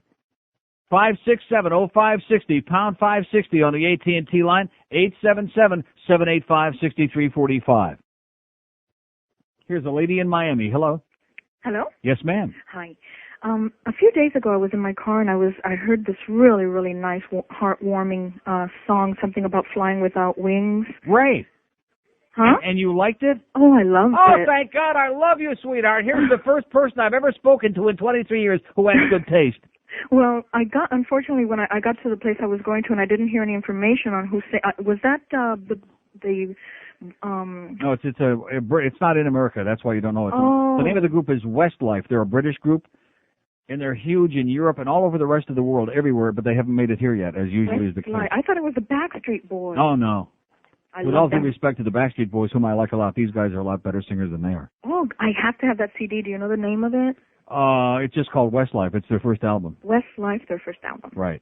Fantastic. You'll love it. It's they've already this is like their third hit single off it already. And if American program directors get with it, maybe someday soon you'll be hearing it here. Oh, it just melted my heart. I think I'm going to play it today. How do you like that? I love it. Okay, thanks, sweetheart. Bye. Bye-bye. There is, what did I say just the other day? All these years, finally it paid off. All these years, I've brought in different pieces of music, not the usual crap that you'll hear like on any of the FM garbage stations in this market, but stuff that's like unique, stuff I hear in Europe, stuff that's like off the wall, stuff that whatever. And you know what the usual response is to it? Nothing. Nothing. And here, you see, this is what I've been trying to tell you folks for years. You have to go through 65,000 calls, and then you get to somebody like her. Now, I grant you, maybe that's not the most exciting thing that ever happened on this show. But I'm squeezing myself right now, because here's a woman who actually responded to something that happened on this show. You know, I played it hoping to get a response. Other than, oh, that's the worst piece of crap we ever, oh yeah, we saw that TV show, it really sucked, you know, stuff like that. That's a no-brainer in this town. If you want to get something negative, as you've heard today, that's easy, because these are the most goddamn negative people on the face of the earth. Just ask Danny Boy, he'll tell you. We're sorry, Danny Boy. Whew, God. You know, the stench in the hallway from that John Henry debacle this morning, evidently whoever mopped up the mess there didn't do too good of a job. Wow. It just, unbelievable. Nice going, Beefo. And by the way, the rumor is that it was Ike Seamans' boyfriend was one of those three callers about 10 after 1. Yeah, that's what I'm hearing. Didn't you hear that? Uh-huh. Yeah. This is the most disgusting program. I urge everyone to complain. 1402 at 560 QM. It is a great record no matter what anybody else says, and if they don't like it, to them, that's too bad. Here's the 18th fax I've received on a shot in the Netherlands, the shootings in the school. No life-threatening injuries, by the way. The 855th fax I've had about this, which I guess proves the same point, that guns are dangerous no matter where they are, and not a good idea to be having kids or anybody else irresponsible having them in their possession. Boy, this beef jerky is hot. Man. You should try the hot. This is just the plain? This is the plain. Wow. 567-0560, pound 560 on the AT&T wireless line. Here's Hollywood. Hello. You know. Yes, sir. Good afternoon, sir. Got no material, but I just called to voice my support for your show. Uh-huh. And for George's show as well. You're both great talent. Yes, we are. And as far as that jerk that just called you before and said your paycheck is squat, you're a loser, I just wish he'd call you back and tell you how many Corvettes he has in his garage. Okay, thanks. And how many NSXs you just traded in yesterday for a Mercedes. Okay, thank you, sir. And don't forget Tip the Turd. That's the Tip the Turd guy, by the way. Uh-huh. Oh, this stuff is just scalding, sizzling. You sure John Henry didn't leave this? 567-0560, pound 560 on the AT&T wireless line. Here's Sweetwater. Hello. John Henry, tax this. Okay. Excellent. How long do you wait? About like a half hour for that? Here's Miami. Hello. Neil. Yes, sir. How are you doing, sir? Okay. I was just calling to tell you that your show's terrific. And also, just about Miami in general. We don't deserve you. We don't deserve Dan Marino, Right. nor Paul Vilbury. Right, that's correct. This town is horrible. Right. And thank God that I'm going to New York on Thursday. Bunch of ungrateful bastards. We'll have a great time, man. But I have one more thing. Yes, sir. Does Sean B have like naked pictures of Bill Lindsay and Greg Reed? Because to me, the 6 to 10 slot should be to the one and only Jim Mandich. He has naked pictures of Billy Lindsay? Huh? Billy Lindsay? Bill Lindsay, whatever his name is. Bluff Lindsay. Oh, Buff Lindsay. There you go. Buff, yeah, Buff Lindsay, huh? Yeah. Why do they have Duff. Why do they have Jim Mandich in there, which is for football? He can't afford the pay decrease. He's got a good job. Oh, he does? Have a great time, pal. You too, sir. Mad Dog, he's the man. He wouldn't have been sucking John Henry's butt this morning like those three shameless. I realize that it's a tough position, and we got the Marlins on the station, and we're losing our ass on it. And I'm not saying that they carved the guy an ass or they're impolite. That's ridiculous. But for crying out loud, to sit there and suck his toes and to protect him from any call that might be a little bit hostile or disagreeable, it's unconscionable. And I'll say it again: only the sports nerd audience of this station would sit back and tolerate it. And luckily, we had a few people who were able to get through on this show today, since we may have a little tiny crossover there, who were calling and bitterly complaining over the fact that they weren't allowed to get on the air because they didn't like their questions. How do you like that? Here's a mobile in Cutler Ridge. Hello. Neil, God. Yes, sir. Listen, you say this 1,000 times, and it's still, I can't comprehend it. These people call and they rag you, and they tell you have a piece of dreck for and they're program. listening. They're listening. Exactly. That's why I've tried to instruct the listening audience, which is the majority of the people out there, to understand. It doesn't take a genius to figure this out. Nobody, no sane person listens to something, and if day after day, and this guy that called before that told me, well, even George is better than you are, so he knows when George is on, he knows when I'm on, he can tell when the tapes were on last Thanksgiving. This guy listens every single day. Now, what kind of a moron, what kind of a misfit listens to something that's so bad, that's so grotesque and terrible? This guy must have less than no life. He must owe points. It's like they're sadists, they're sadistic. I gotta have it. I mean, it's like what do they call it? I got news for it, pal. The day that I hang up the microphone and I'm gone, all those people like that, they won't know what the hell to do. They won't know to spit or eat each other's banana. You're right. They don't know what. When you were off of the air, I Jones so bad it wasn't even funny. I mean, the day I heard you were coming on, there was spurting going on all over this truck. I didn't even know what to do with myself. But there you go. I'm glad you're back, and don't tell them all to go to hell. Okay. All right, I'm gonna go towel myself off. Thank you. 1:50, 10 before 2 at 560 WQM. Critique the Neil Rogers Show up till 2 o'clock today. Take your best shot. Give us your best rip job, okay? Rip a good one. Thank you, baby. Hi there. Welcome to Taco Bell. Can I take your order? Well, this is my first time here. What do you recommend? Well, sweetie, I would recommend the Hard Taco Supreme Value Meal. It is stupendous. Oh, you know what? Actually, I think I'd prefer a soft one. Well, you know what, sweetie? I like them soft sometimes, too.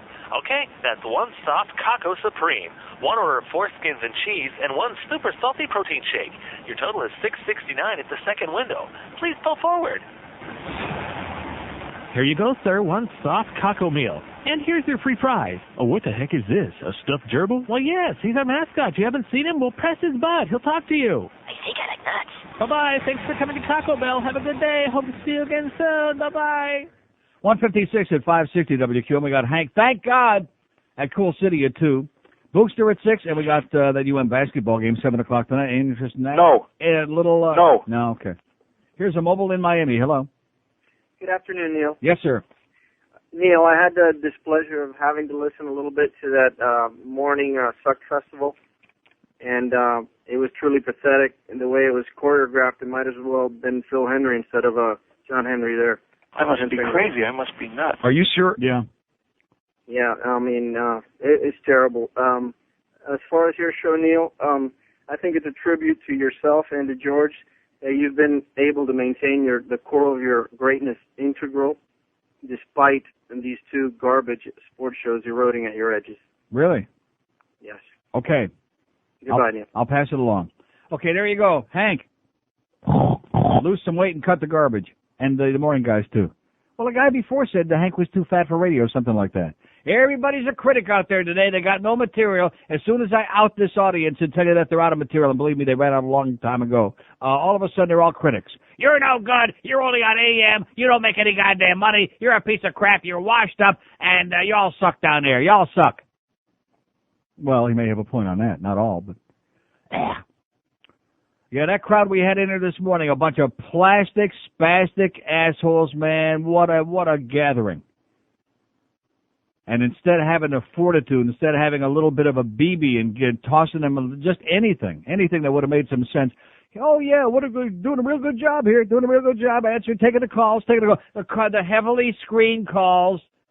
Once again, we go into this embarrassment factor. Why have anybody on there, okay? Why the hell not just sit around the three of them doing their usual thing and diddling with each other and the fake argument and stroking each other? Why bring anybody in there if you're just going to toss some softballs? Like a goddamn weenie roast. Who's going to bring the marshmallows? Probably beef. Oh, I'm choking on that. I'm telling you, John Henry's people left that jerky. Here's Sunrise. Hello. Yeah, Neil. Yes, sir. Good afternoon. I tell you, I wasn't in the holiday spirit until I just finished watching the Rockford Files. Yeah. And Rick Sanchez comes on giving children presents with 4 U.S. decorated Marines behind him saluting him. And I'll tell you, I feel like, hey, there is a God. Yeah, there you go. Okay. I mean, 4, and now, he didn't run any of them over, did he? I'm a veteran, and I looked at some of the medals, and I think some were of high prestigious Medal of Honors. Yeah. And I'll tell you, if you really want to have a great laugh, try to find that commercial. It'll be on for the rest of the season, but 5 U.S. Marines saluting Rick Sanchez giving... Okay, that's what you just said. Thank you. Didn't you just say that already? You know, the guy that says I'm too short with the calls, he told us the first time, and it wasn't like scintillating. I'm glad this guy was impressed.